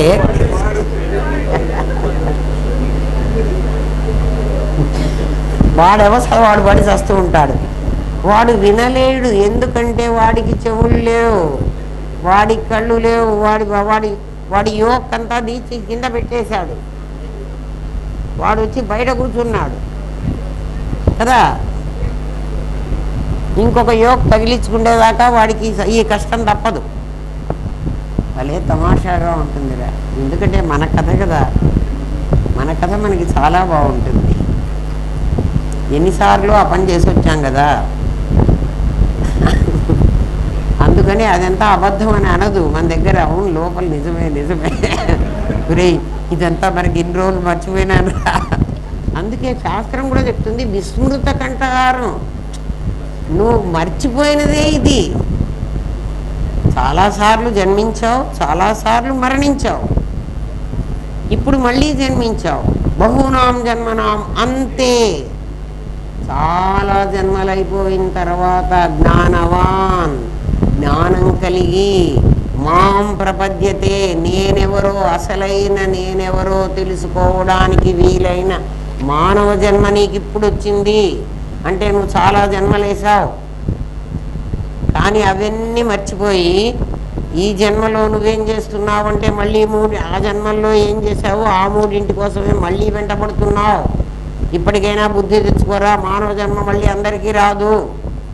నీకు వచ్చింది, నీకు వచ్చినప్పుడు నువ్వు దాన్ని సరిగా ఉపయోగించుకో. మళ్ళీ ఈ మూడింటి వెంట పడవాకు. ఎంత పడవాకని చెప్పినా మళ్ళీ పడతావు. అది నీ కర్మ. అవునండి, ఆనందధామంలో ఉన్నంతసేపు పట్టడం లేదండి. ఇక్కడ ఏం బిజినెస్ చేయటం లేదండి. ఇక్కడికి వచ్చి ఇది అమ్ముకుందామా అది అమ్ముకుందామా ఏం లేదండి, అన్నీ మానుకున్నామండి. కానీ ఆ గేటు దాటిన తర్వాత మళ్ళీ మా 3 వ్యాపారాలు మా వెంట పడుతున్నాయండి. ఏం చేయమంటారు? సరే ఏమ్మా. ఇప్పుడు సాధన అంటే ఏదో కూడా చెప్పేశాడు. సాధన అంటే కళ్ళు మూసి కూర్చోవడం కాదు. ఒక తల్లి మొన్న మేము మార్కాపురమో కంభమో వెళ్ళినప్పుడు ఒక ఆమె, అమ్మ నేను ఇట్లనే కూర్చుంటాను ధ్యానానికి, నాకంతా తల్లో ఏమో ఇది అవుతుంటుంది, అదేదో తిరుగుతుంటుంది కదా. ఏం తిరిగిందో ఆమెకి నాకు తెలియదు, తిరుగుతోంది. అట్లనే ఉండి నేను హాయిగా నిద్రకి వెళ్ళిపోతున్నానమ్మా, ధ్యానంలో నుంచి నిద్రకి వెళ్ళిపోతుంది ఆమె. అది ఆమె గ్రేట్నెస్ కదా. ఇదే దీనికి నన్ను వచ్చి అడగాల, నువ్వు నిద్రపోతున్నావు, రోజు ధ్యానం చేయకపోయినా నిద్రపోతావు కదా. రోజు నిద్ర, ఆహార, నిద్ర, భయ, మైథునం సామాన్యమైతే పశుభిర్నరాణ. పశువులకి మనుషులకి ఈక్వల్గా ఉందమ్మా. అది నీకు ఒక స్పెషల్ లేదు. నువ్వు అనుకుంటున్నావు నేను ధ్యానం చేస్తూ నిద్రపోయినానని నువ్వు అనుకుంటున్నావు. నీ ధ్యానం కాదు ఇది, సాధన అనే ఇది. సాధన ఏం చేయమన్నాడు? జీవ జగత్తుల ఆధారంగా పరమాత్మను తెలుసుకో. వాడెక్కడున్నాడు? జీవుల్లో ఉన్నాడు, జగత్తులో ఉన్నాడు. అది వెంటనే ఈ మాట నేను అనేటప్పటికీ గురువుగారు నన్ను ఇంకో ప్రశ్న వేశారు. ప్రశ్నలు చూడండి ఎట్లా ఉన్నాయో. లింక్ మీరు అర్థం చేసుకోండి. ఆయన లేని జీవుడు, లేని జగత్తు నాకు ఎలా కనిపిస్తున్నాయి? జీవ జగత్తులు ఇద్దరు లేరని చెప్పావు కదా. ఎప్పుడు లేరని చెప్పాను నేను? పరమాత్మని తెలుసుకుంటే వీళ్ళిద్దరు లేరని చెప్పాను అని ఆయన ఏమని అడుగుతున్నారు నన్ను వెంటనే. లేని జీవుడు లేడన్నాను, జగత్తు కూడా లేదన్నాను. ఎప్పుడు? నేలను నువ్వు కనుక్కుంటే చెట్టు విత్తనం రెండు పోతాయి. చెట్టు విత్తనం ఉండగా అదే నిజం అనుకుంటుంటే నీకు నేల కనపడదు కదా. నేల లేకపోతే గూట్లో విత్తనాలు వేస్తే చెట్లు మొలవు. సంవత్సరాల పొడుగునా నువ్వు ఆ గూట్లో వేసి ఉంచితే విత్తనం అది చెట్టుగా రాదు. సూర్యరశ్మి ఆధారంగా ఆయన వెంటనే అడిగిన ప్రశ్న ఏమిటి? లేని జీవుడు, లేని జగత్తు నాకు ఎలా కనిపిస్తున్నాయి, నాకు ఎట్లా కనిపించినాయి? సూర్యరశ్మి 88వ ప్రశ్న ఇది. సూర్యరశ్మి ఆధారంగా ఇంద్రధనస్సు ఏర్పడుతుందని సైన్స్ చెప్తుంది. సైన్స్ అదే అంటుంది కదా, సూర్యరశ్మి లేకపోతే ఇంద్రధనస్సు రాదు. ఒక కిరణం పట్టకం మీద పడి వక్రీభవనం చెంది 7 రంగులుగా కనిపిస్తున్నాయి. ఏమో రిఫ్రాక్షన్ అంటాం దాన్ని. ఒక కిరణం పట్టకం మీద పడి, పట్టకం మీద ఏటవాలుగా పడుతుంది. ఆ కిరణం అది వక్రీభవనం చెందుతుంది. వక్రీభవనం అంటే రిఫ్రాక్షన్ అయిపోయి అది 7 రంగులుగా కనిపిస్తాయి. ఆ రంగులు కనిపిస్తున్నా అవి సత్యమా? కాదు. విత్తనాన్ని భూమిలో నాటితే కాండము, ఆకులు ఆకుపచ్చగా, ఒక కాండం వస్తుంది, ఆకులు ఆకుపచ్చగా వస్తాయి, పువ్వులు అనేక రంగులుగా వస్తాయి. కొన్ని తెల్ల పువ్వులు, కొన్ని కనకాంబరం పువ్వులు, కొన్ని నీలం పువ్వులు, కొన్ని ఎర్రటి మందారం పువ్వులు. చూడు రకరకాల రంగులు వస్తున్నాయి కదా. ఆకులు ఆకుపచ్చగా వస్తున్నాయి. కాయలు వేరువేరుగా, వేపకాయ ఎలా ఉంటుంది? చేదుగా ఉంటుంది. నిమ్మకాయ ఎలా ఉంటుంది? పుల్లగా ఉంటుంది కదా. మామిడికాయ ఎలా ఉంటుంది? ముందు వగరుగా ఉంటుంది, తర్వాత పుల్లగా ఉంటుంది. అది మర్చిపోకండి. మామిడికాయ అనగానే తీయగా ఉండదు. మొట్టమొదట వగరుగా ఉంటుంది. అది నీ జీవత్వం. నీకు జ్ఞానం కలగదు. మామిడికాయని గుర్తు చేసుకో. నీళ్లు రాంగా రాంగా కాయ పెద్దది కాంగా నీ జ్ఞానం వృద్ధి చెంది అది పుల్లగా మారుతుంది. తర్వాత అది పండుగా తీయగా ఉంటుంది కదా. జ్ఞానం పండకపోతే తెలియడానికి అవకాశం లేదు. మిగిలినవన్నీ పుట్టినప్పటి నుంచి ఒకే టేస్ట్తో ఉంటాయి. నిమ్మకాయ పుల్లగానే ఉంటుంది. చిన్న నిమ్మకాయ అయినా పెద్ద నిమ్మకాయ అయినా పుల్లగా ఉంటుంది. వేపకాయ చేదుగా. దాంట్లో ఒక విత్తనంలో నుంచి ఇవి చెట్లు వచ్చినాయని మీకు అందరికీ తెలుసు కదా. ఆ విత్తనాన్ని పగలగొట్టి చూస్తే అందులో ఏ పార్ట్ ఆకుపచ్చగా రంగు తెచ్చుకొని పచ్చగా అవుతోంది, ఏ పార్ట్ ఎర్రగా హైబిస్కస్ ఉంది, ఎర్రగా పువ్వులు వస్తాయి. మందార పూలు ఎట్లుంటాయి? ఆ ఎర్రదనం నేలలో వెతికి చూడు, నీకు కనపడదు కదా. ఆ మందార చెట్టు మొదట్లోనే బాగా తవ్వి ఎక్కడున్నావే ఎరుపు, ఆ నీలాంబరం పూలను పూస్తాయి నీలంగా కదా, ఎక్కడున్నావే ఈ రంగు అని ఆ నేలలో అంతా సెర్చ్ చేయండి, మీకు కనపడదు. పోనీ విత్తనంలో నుంచి వచ్చింది అంటే విత్తనం అంతా పగలగొట్టి ముక్కలు చేసి, శ్వేతకేతుకు చెప్తాడు ఉద్దాలకుడు, నువ్వే శ్వేతకేతు ఆ విత్తనాన్ని నూరి నూరి చూపించు అని. ఏం నూరినా అందులో కనపడదు, నాకు చూపెట్టంటాడు. మరి ఈ ఆకుపచ్చ రంగు ఆకులకు ఎక్కడి నుంచి వచ్చింది?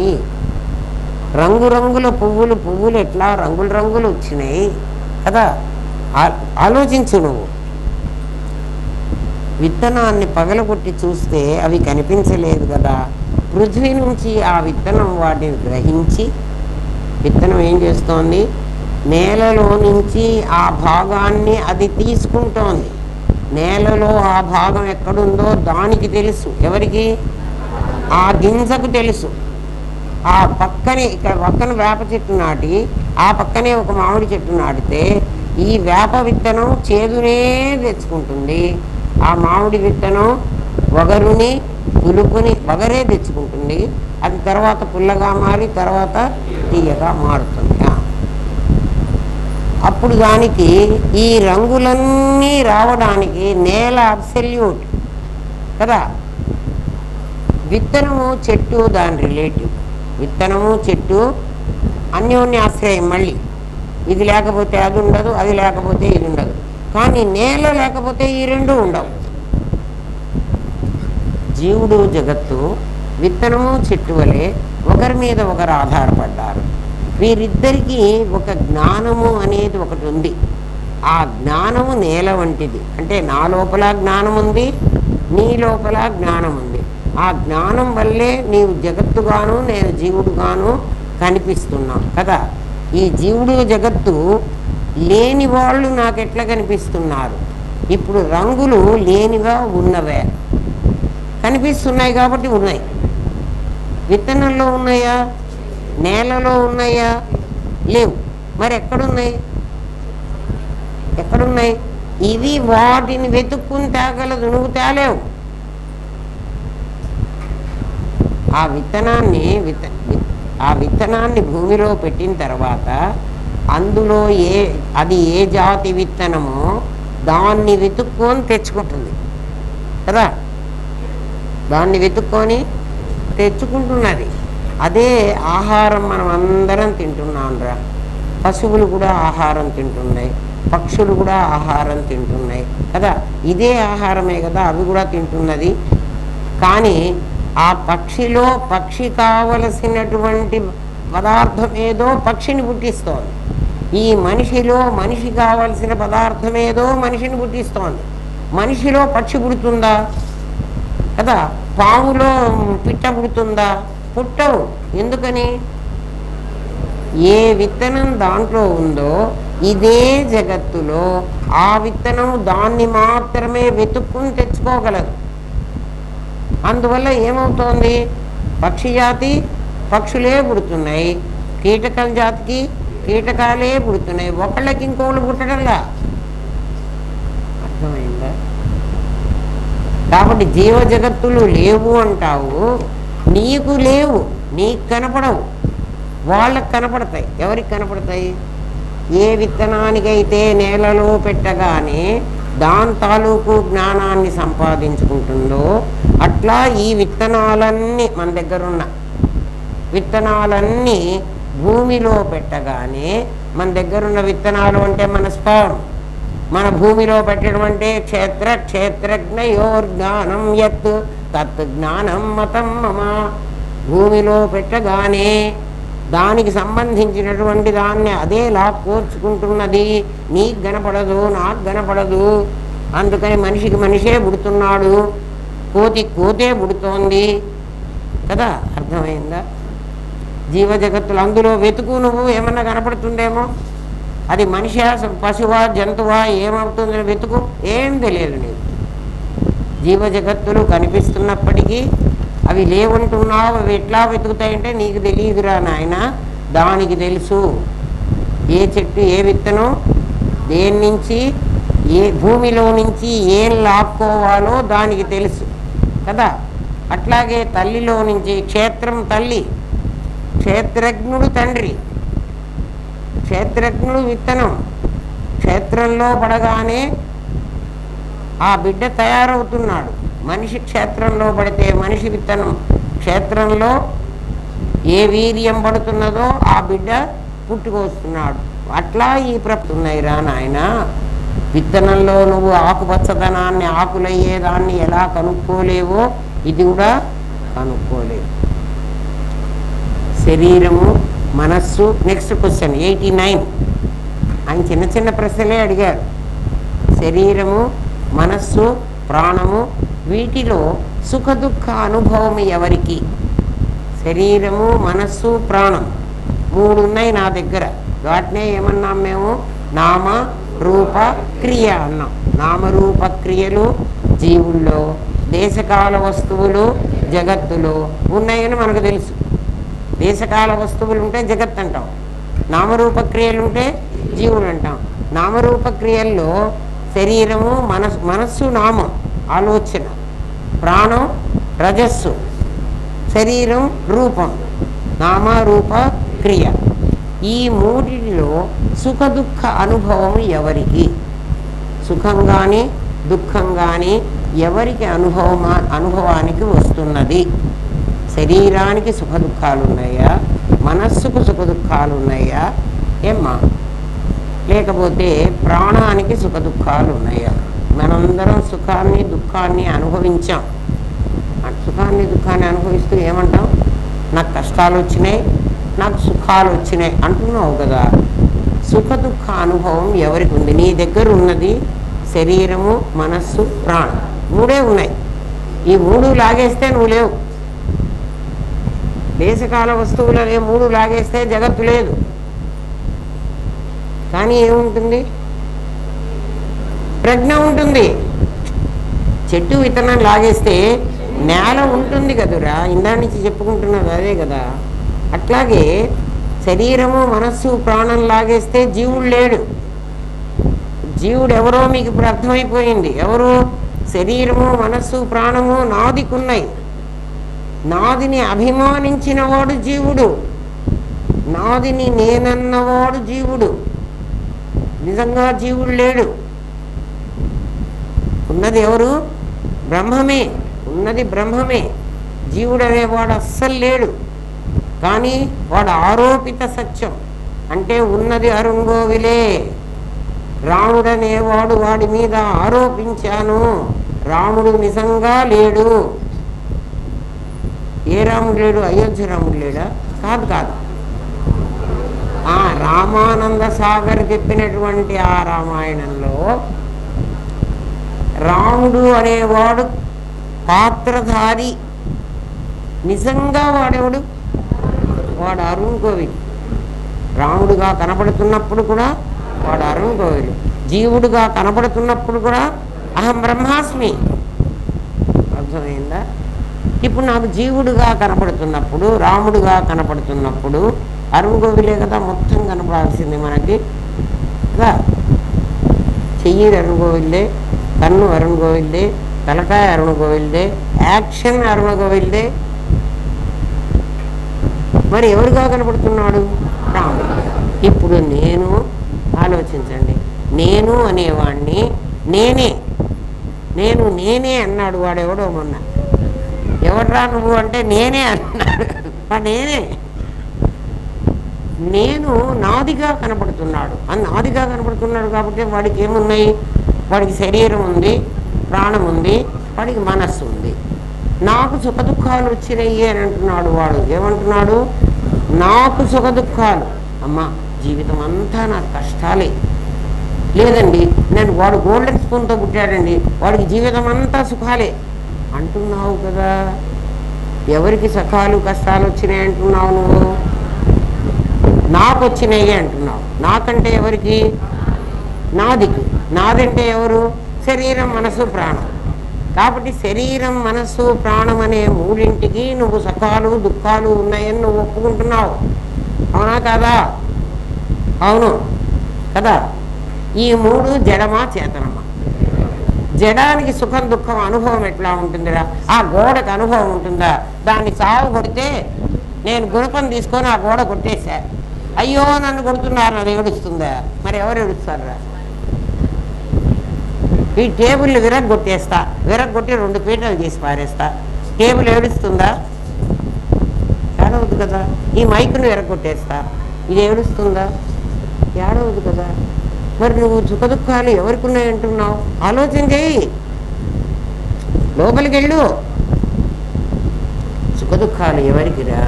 మీరే ఆలోచన. నువ్వు అంటే ఎవరన్నావు? మనస్సు, శరీరము, ప్రాణం కదా. నీవంటే మనస్సు, శరీరము, ప్రాణం, ఈ మూడే కదా. ఈ మూడే కదా నీకు జీవత్వం ఇచ్చినాయి. దీన్నే కదా నువ్వు జీవుడు అంటున్నావు. దీన్నే అంటే నాదిని, నాదినే కదా నువ్వు నేనంటున్నావు.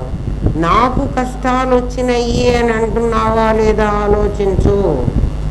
నాకు అంటే నీ నాదికి కష్టాలు వచ్చినాయి అని నువ్వు చెప్తున్నావు. నాకు సుఖాలు వచ్చినాయి, కష్టాలు వచ్చినాయి అని నువ్వు చెప్తున్నావు. నీ నాది జడమా చేతనమా? ఇదెంత సాధన. నీ నాది జడమా చేతనమా? జడం. జడమైతే దాన్ని విరగొడతా, దానికి కష్టం రమ్మను చెప్తా, అది ఏడవమను. ఏడవటం లేదే. జడం ఏడుస్తుందా? జడాన్ని కొట్టినా ఏడవదు, విరగొట్టినా ఏడవదు, కాల్ చేసినా ఏడవదు కదా. మరి ఎవడు ఏడుస్తాడు? చేతనమైన వాడు ఏడవ్వాలి, చేతనమైన వాడు ఏడవ్వాలి. ఇప్పుడు నీకు సుఖం వచ్చినా దుఃఖం వచ్చినా ఐ ఆమ్ హ్యాపీ అనవాకు.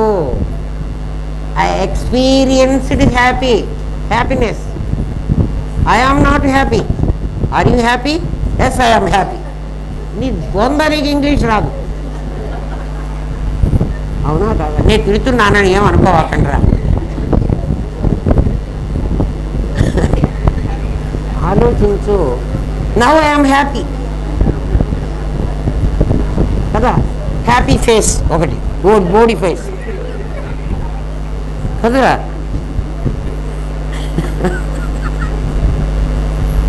బాగా తిడతా కదా. తప్పుని తిడతారా? తప్పుని తిట్టాలనిపిస్తుంది నాకు. ఎందుకురా వీళ్ళు పర్ఫెక్ట్గా నేర్చుకోరు అనిపిస్తుంది. ఆలోచించు. జడానికి హ్యాపీనెస్ లేదు, జడానికి దుఃఖం కూడా ఉండకూడదు. దుఃఖం కానీ సుఖం కానీ ఎవరికి ఉండాలి? చేతనానికి ఉండాలి. నీలో చేతన పదార్థం ఏది? నీలో చేతన పదార్థం ఏది? నీ నేను. నీ నేనుకి దుఃఖము సుఖము తగలకూడదు. మరి ఎవరికి తగులుతోంది? ఆ నేను నుంచి వచ్చిన ఆభాస ఎవరున్నారో అప్పుడు ఆ ఆభాస నీ జ్ఞానం. నీ జ్ఞానం నీకు ఎక్స్పీరియన్స్ చేస్తోంది. ఏమని? నాకు సుఖం ఉందని, నాకు దుఃఖం ఉందని. శవానికి సుఖం దుఃఖం లేదు, అందుకే దాన్ని కాలబెడుతున్నాం. కాలబెడితే శవం జడం కాబట్టి నీ నాది జడం. దీన్ని కాలబెట్టినా నీకేం దుఃఖం కలగకూడదు. మరి నీకు సుఖం దుఃఖం కలుగుతున్నాయంటే ఎవరికి కలుగుతున్నాయి? నీ జ్ఞానానికి కలుగుతున్నాయి. నీ ప్రజ్ఞకు కలగడానికి వీలు. అమ్మో దాన్ని టచ్ చేస్తేనే వస్తారు ఎవరైనా. దాన్ని ముట్టుకోవడానికి వీల్లేదు, దాన్ని ముక్క చేయడానికి వీల్లేదు. అందుకే చెప్తాడు, నేను విభజించడానికి వీలు కాని అఖండ సచ్చిదానంద మూర్తిని. విభజించడానికి నన్ను వీల్లేదు. మీ జ్ఞానానికి మీ ఇష్టం వచ్చింది చేసుకోండి. నా నీడతో మీరేమన్నా చేసుకోండి కదా. మనం చాలా జన్మలు ఎత్తుతున్నాము అంటున్నారు కదా, అది కూడా అబద్ధమే. చాలా జన్మలు ఎత్తుతున్నాము. జన్మించేది ఈ శరీరం. ఇది కాదనుకుని మళ్ళీ నేను అరుణ్ గోవిలు ఒక్క రామాయణంలో రాముడుగా కాకుండా ఎన్నింటిలోనో ఎన్నో వేషాలు వేసాడు అనుకున్నాను రా. అవన్నీ వాడి జన్మలు. శాస్త్రం ఏం చెప్తుందో తెలుసునా దానికి? ఒరే నాయనా, నువ్వు నడుస్తుంటే నీ నీడ ముందు పోతూ ఉంటుంది కదా. సూర్యుడు నా వెనకున్నాడు అనుకోండి, అప్పుడు నీడ ఏమవుతూ ఉంటుంది? నా ముందు పోతూ ఉంటుంది. నా నీడను నేను తొక్కాలనుకుని ప్రయత్నిస్తే తొక్కగలవా? నీడని నువ్వు దృష్టిలో పెట్టుకుని నీడని తొక్కాలి, నీడని టచ్ చెయ్యాలి, తొక్కడం అంటే దాన్ని ముట్టుకోవాలి అని నువ్వు ప్రయత్నిస్తే నీ కాళ్ళ దగ్గర నీడ మాత్రమే నువ్వు ముట్టుకోగలవు. నీడలో తలని ముట్టుకో, నీ నీడలో తలని ముట్టుకో, నీ ఇష్టం పరిగెత్తు, ఏమన్నా చెయ్యి, ఏమవుతుంది? నీ నీడ నీకంటే ముందే పోతూ ఉంటుంది. నీ నీడ నీకంటే ముందు పోతుంది, అదే ఇంకో జన్మ, ఆ అవతలది ఇంకో జన్మ. నువ్వు పరిగెత్తుతూ ఉన్నావు, ఇంకో నీడ ఇంకో నీడ ఇంకో నీడలు కావు, ఒక నీడే. అర్థమైందా?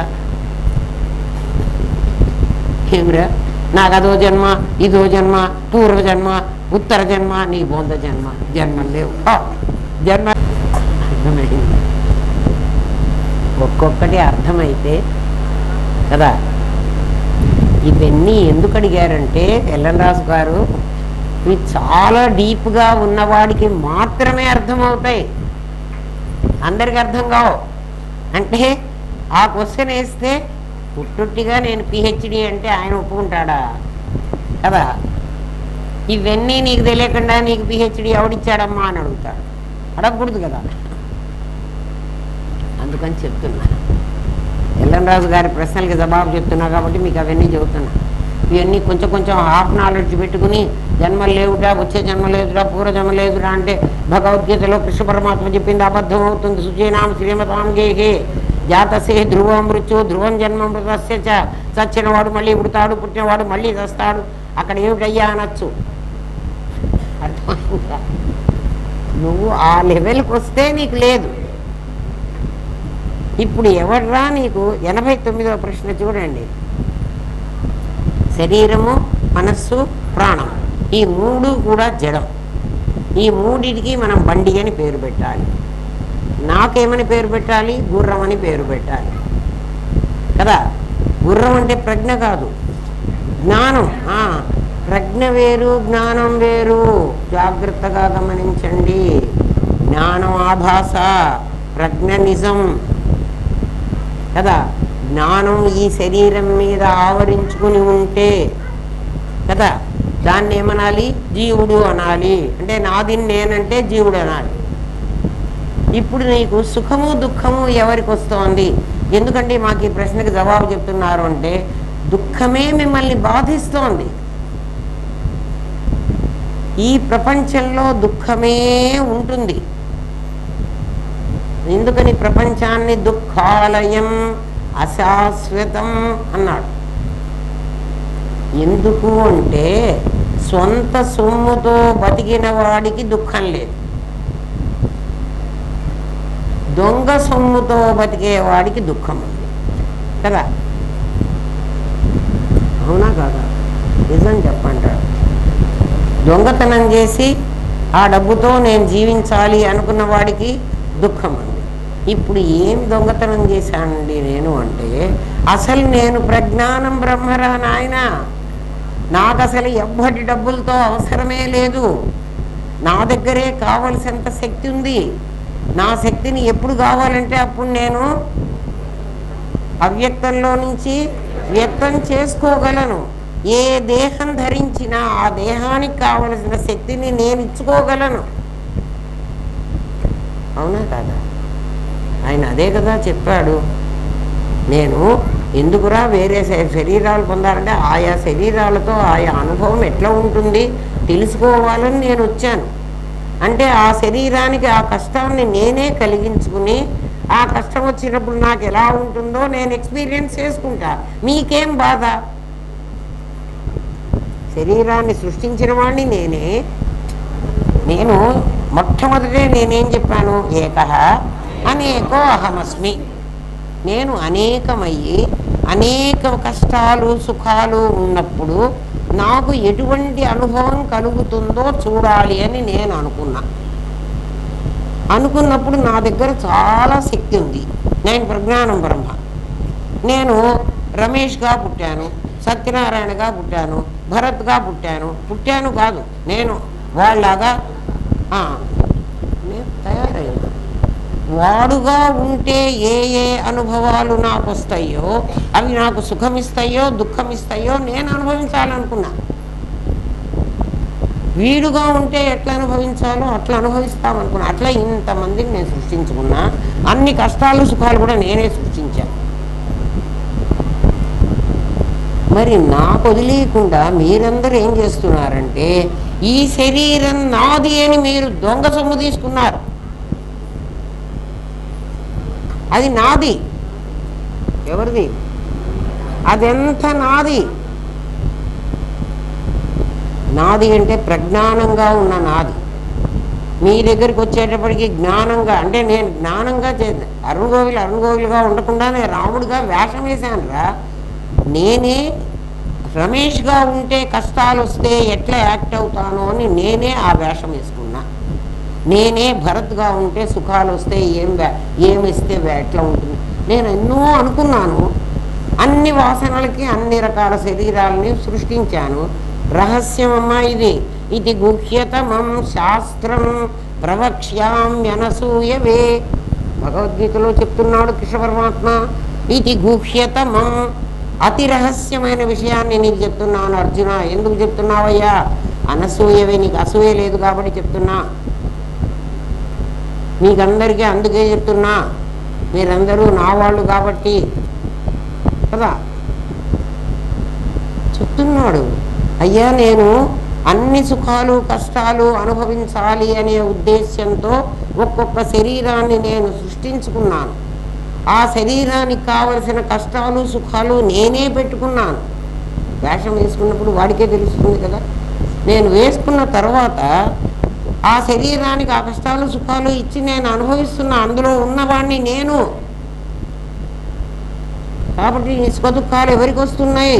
నీ జ్ఞానానికి వస్తున్నాయి. నీ జ్ఞానం ఎక్స్పీరియన్స్ చేస్తోంది, నీకు రాలేదు. అర్థమవుతుందా? మరి నాకొచ్చింది. ఎవరినన్నా అడగడా, అమ్మా నాకు చాలా కష్టాలు వచ్చినాయి. ఏం కష్టాలు వచ్చినాయి? ఏం కష్టాలు వచ్చినాయి చెప్పు. నేను సంపాదించిన డబ్బులు పోయినాయి, నా పెళ్ళాం చచ్చిపోయింది, లేకపోతే నా మొగుడు చచ్చిపోయినాడు, నా కొడుకు చచ్చిపోయినాడు. ఈ మూడే కదా. ఈ మూడేనా నీ కష్టాలు? ఆలోచించరా? ఇవి నీ నాది సృష్టించుకున్నవే, నేను సృష్టించిందా? మరి నాది సృష్టిస్తే నాకు వచ్చినయ్యో అని ఎందుకు వస్తున్నావు? ఆలోచించు. ఆలోచిస్తే నీకు దుఃఖం ఉండదురా. ఆలోచించకుండా నువ్వేం చేస్తున్నావు?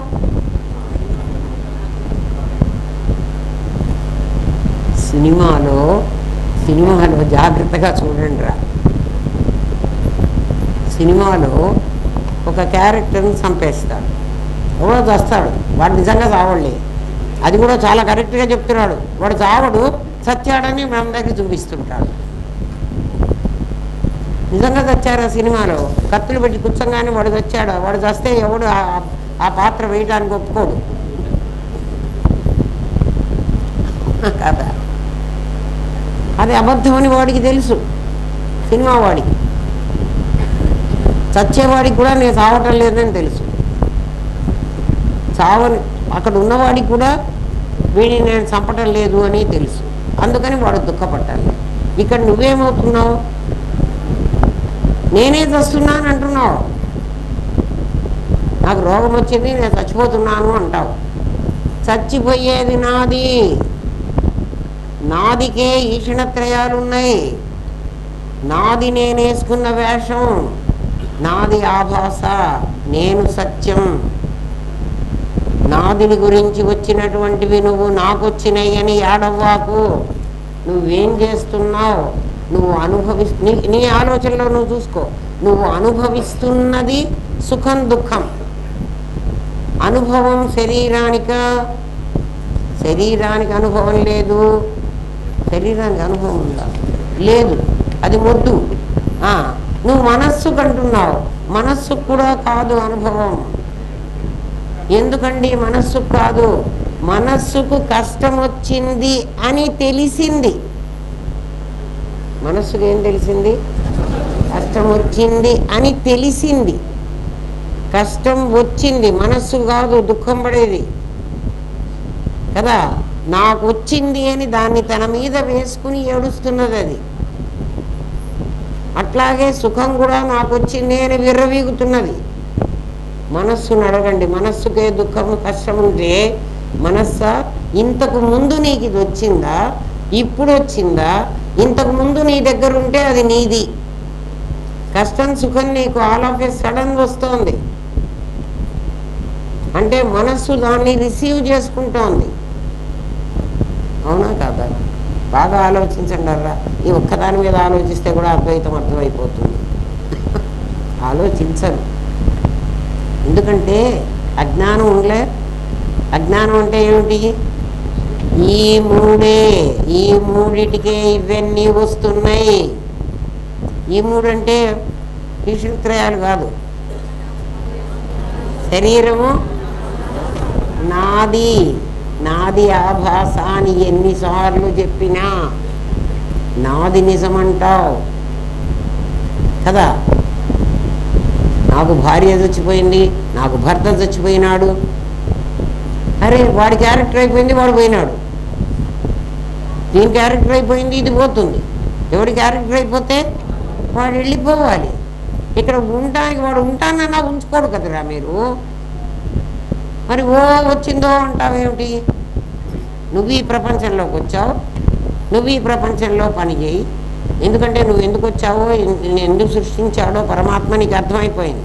అంటే ఆ దేహంతో నేను ఎట్లా పడాలి అని ఆయన తెలుసుకుందాం అనుకున్నాడు. ఆయనే తెలుసుకుంటున్నాడు. నువ్వెందుకు మధ్యలో నీ మీద వేసుకుంటావు? అంటే నువ్వేం చేస్తున్నావు? దొంగ సొమ్ము తింటాను నేర్చుకున్నావు. నీ సొమ్ము నువ్వు తినకుండా దొంగ సొమ్ము ఏమిట్రా కదా. నువ్వు నేను అయ్యుండి నాదితో సంబంధం పెట్టుకుని నాదితో కర్మని సంపాదించుకుని ఆ కర్మని అనుభవించాలనుకుంటున్నావు. అవునా కాదా? ఆలోచించు. మరి ఎందుకు అయితే ఇంతకు మమ్మల్ని ఏం చేయమంటారు? నేను నాదిని వేరు చేయరా నాయన, అంతకంటే ఏం చెయ్యక్కర్లేదు. అట్లాంటివి నేను చేయమంట. అదొక్కటి కాకుండా ఇంకేమన్నా చెప్పండి.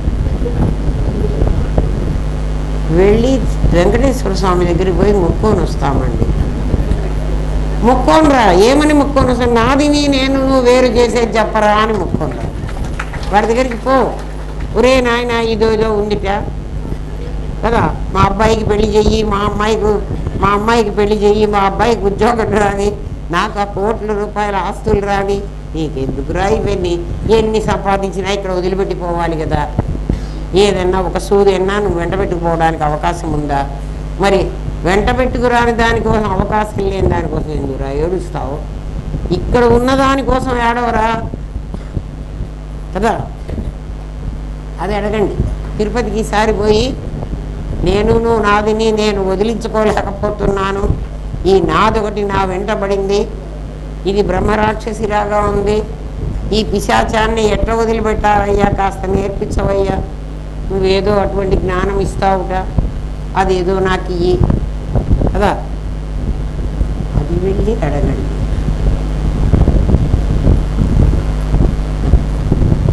అందుకే నేను ఇక్కడ పెద్ద పెద్ద అక్షరాలతో రాసా, కేవల జ్ఞానానికే సుఖ దుఃఖానుభవం ఉంటుంది. శరీరానికి, మనస్సుకు, ప్రాణానికి సుఖ దుఃఖానుభవం లేదు. జ్ఞానం సుఖం కాదు, అది జ్ఞానానికి గోచరించేది. జ్ఞానానికి గోచరించేది సుఖం. అసలు సుఖం అంటే ఏమిటో, దుఃఖం అంటే ఏమిటో ఆలోచించండర్రా. నేను జీవితంలో ఎన్నో ఎక్స్పెక్ట్ చేస్తా. నాకు ఇవి కావాలి, అవి కావాలి, అవి కావాలి, ఏవో నాకు ఇన్ని కోరికలు ఉన్నాయి. ఎందుకంటే వీలైతే ఈ ప్రపంచాన్నంతా నా చేతి కిందకి తీసుకోవాలి. వీలు కాలే. అది గురువుగారు ఏమంటారో తెలుసిన, మనం గుళ్ళోకి వెళ్ళొచ్చిన తర్వాత అక్కడ అన్ని అంగళ్ళు పెడతారు. ఏ గుడి దగ్గరైనా గుడి నుంచి బయటికి రాగానే ఆ అంగళ్ళు పెడతారు. వాటిల్లో చిన్న చిన్న బొమ్మలన్నీ పెట్టుకుంటారు. కార్లు, ఇంకేవో మనం చూసాం కదా, బొంగరాలు, ఏవో రంగులు రంగులు మెరిసేవి ఏవో పెడతారు. బొమ్మలన్నీ పెట్టుకుంటారు. వాళ్ళు వ్యాపారం కోసం పెట్టుకున్నారు ఆ బొమ్మలన్నీ. మన దగ్గర చిన్న పిల్లలు ఉంటారు. మనం సాధారణంగా చిన్నపిల్లల్ని తీసుకునే గుడికి పోతాం. అంటే గుళ్ళో మన పని మనది వేరే, గుళ్ళో దేవుడితో మన డీలింగ్స్ కదా, బిజినెస్ అర్రా. గుడికి ఎందుకు పోతున్నావురా అంటే లావాదేవీలు, బిజినెస్. వాడితో వాడు దావోస్ ఎందుకు వెళ్తాడురా అంటే బిజినెస్. అట్లా మనం గుడికి ఎందుకు వెళ్తాంరా అంటే నిజంగా దేవుడి దగ్గరికి వెళ్ళిన తర్వాత ఎవడైనా బిజినెస్ మాట్లాడకుండా ఉన్నారా చెప్పండి రా. దేవుడి దగ్గరికి వెళ్ళి ఏమడుగుతారు?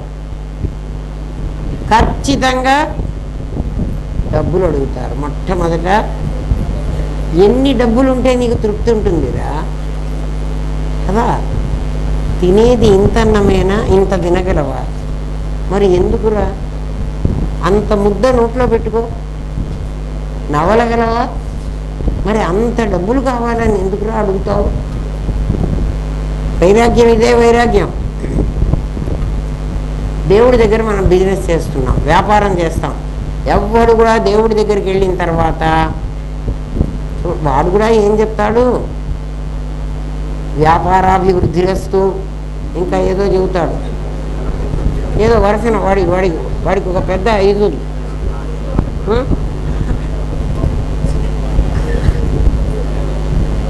ఊరికే చెప్పడం మాత్రం ధర్మ అర్థ కామ మోక్ష చతుర్విధ ఫల పురుషార్థ సిద్ధ్యర్థ ఎప్పుడు అంటే మనం అర్చన చేయించినప్పుడు మాత్రమే.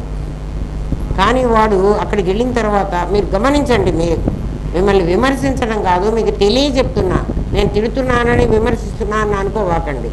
ఆ గుళ్ళోకి వెళ్ళి మీరిచ్చే 10 రూపాయలు 100 రూపాయలు ఏదో ఆ పురోహితుడికి ఇచ్చి వాడికి ఏం చెప్తారంటే స్వామి మా పేరుతో అర్చన చేయండి అంటారు.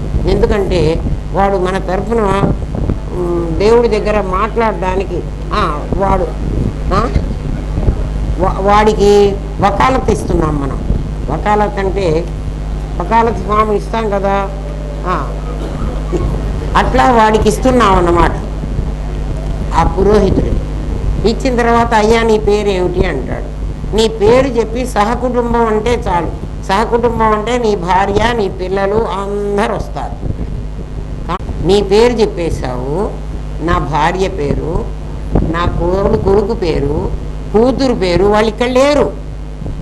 మా మనవడు అక్కడెక్కడో అమెరికాలో ఉన్నాడు. ఏంది వాడి పేరేమిటి, వాడి నక్షత్రం చెప్పు. ఈ పిల్లాన్ని అడుగుతాడు పక్కన. వాడి గోత్రం వాడి నక్షత్రం అంటే నువ్వు ఇచ్చిన 100 రూపాయలకి వాళ్ళందరికీ చెయ్యమని వాడు ఆ పురోహితుడు ఆ దేవుణ్ణి అడగాల. సిగ్గులేదు నీకు? ఎంత సంపాదించావు నువ్వు? అంత సంపాదించిందా దేవుడికి ఇచ్చావా? ఆఫ్టర్ ఆల్ ఇవ్వడానికి వచ్చేప్పటికి 5 రూపాయలు 10 రూపాయలు వాడు మొహాన్ని వేస్తావు. పెద్ద దాతగా వేసేవాడు 100 రూపాయలు ఇస్తాడు. ఇచ్చి ఏమడుగుతున్నాడు? మొత్తం వాడి ఫ్యామిలీ మొత్తానికి 3 రావాలి. అంటే మనం చేస్తున్న పని ఏమిటి అని మీకు తెలియాలి. ఇంకెవరికన్నా కూడా మీరు చెప్పండి ఖచ్చితంగా. నువ్వు గుడికి వెళ్ళావు, నువ్వు దేవుణ్ణి గురించి అడుక్కో. నువ్వు కూడా వ్యాపారం అడగవా. నీ పెళ్ళాం బాగుండాలి, నీ కొడుకు బాగుండాలి అని అడగవా. నువ్వు బాగుండాలని అడుగు. నేను బాగుండటం అంటే ఏమిటండి? అది కదా. ఇప్పటి నుంచి మార్చుకోండి. ఇప్పటి నుంచి గుడికి వెళ్ళారంటే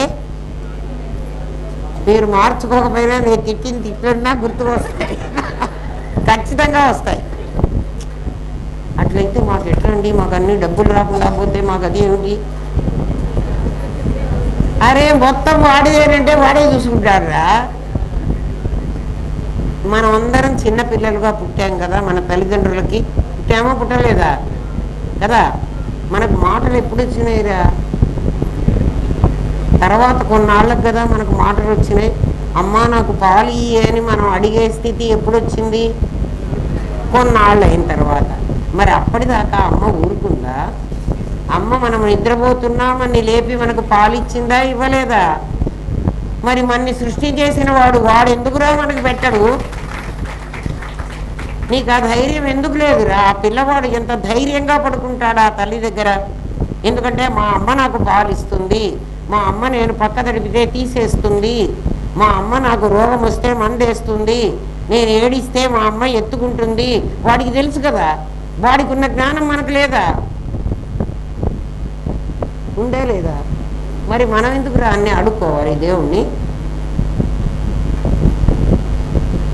అడుక్కుంటున్నామా లేదా? అది తెలియాలి మనకి. ఓహో చాలాసేపు రేపు చెప్తాను. తిట్ల పురాణం రేపటికి.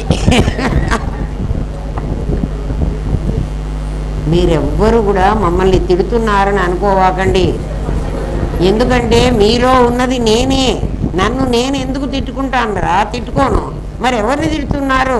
మీ నాదిని తిడుతున్నా, నాది మీద ఉన్న ప్రేమని తిడుతున్నా, నేనుకు నాదితో ఉన్న కనెక్షన్ని తిడుతున్నా.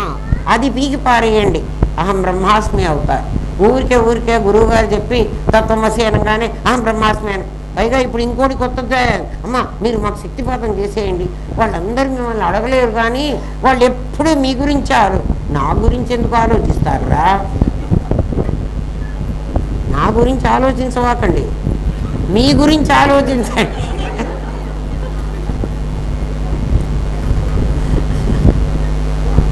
మళ్ళీ నాకు నేనే బుద్ధి చెప్పుకుని పాపం వాళ్ళ గురించి ఏమంటాం? నేను ఎన్నిసార్లు నేను గుడికి మిమ్మల్ని తీసుకెళ్ళినప్పుడల్లా నా ఒక్క పేరే చెప్పి సహకుటుంబానాం అని చెప్తాను, మళ్ళీ మీ ప్రత్యేకం పేర్లు చెప్పను.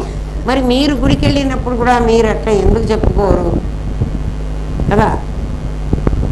కాదనుకొని ఎవరిని, మా మనవడు పుట్టబోయే ముని మనవడు, వాడి గోత్రం కూడా తెలియదు కదా? అర్థముందా? ఆలోచించండి. ఓం తత్సత్. స్వస్తి ప్రజాభ్య పరిపాలయంతాం న్యాయేన మార్గేణ మహిన్మహీష. ఓ బ్రాహ్మణేభ్య శుభమస్తు నిత్యం. లోకా సమస్తాః సుఖినో భవంతు. ఓం పూర్ణమదః పూర్ణమిదం పూర్ణాత్ పూర్ణముదచ్యతే. పూర్ణస్య పూర్ణమాదాయ పూర్ణమేవావశిష్యతే. ఓం శాంతి శాంతి శాంతి. ఓం నమో బ్రహ్మాదిభ్యో బ్రహ్మ విద్యా సాంప్రదాయ కర్తృభ్యో వంశ ఋషిభ్యో గురుభ్యో నమో మహద్భ్యః. సర్వోపద్రవరహిత ప్రజ్ఞానఘనః ప్రత్యగర్భో బ్రహ్మైవాహమస్మి బ్రహ్మైవాహమస్మి బ్రహ్మైవాహమస్మి.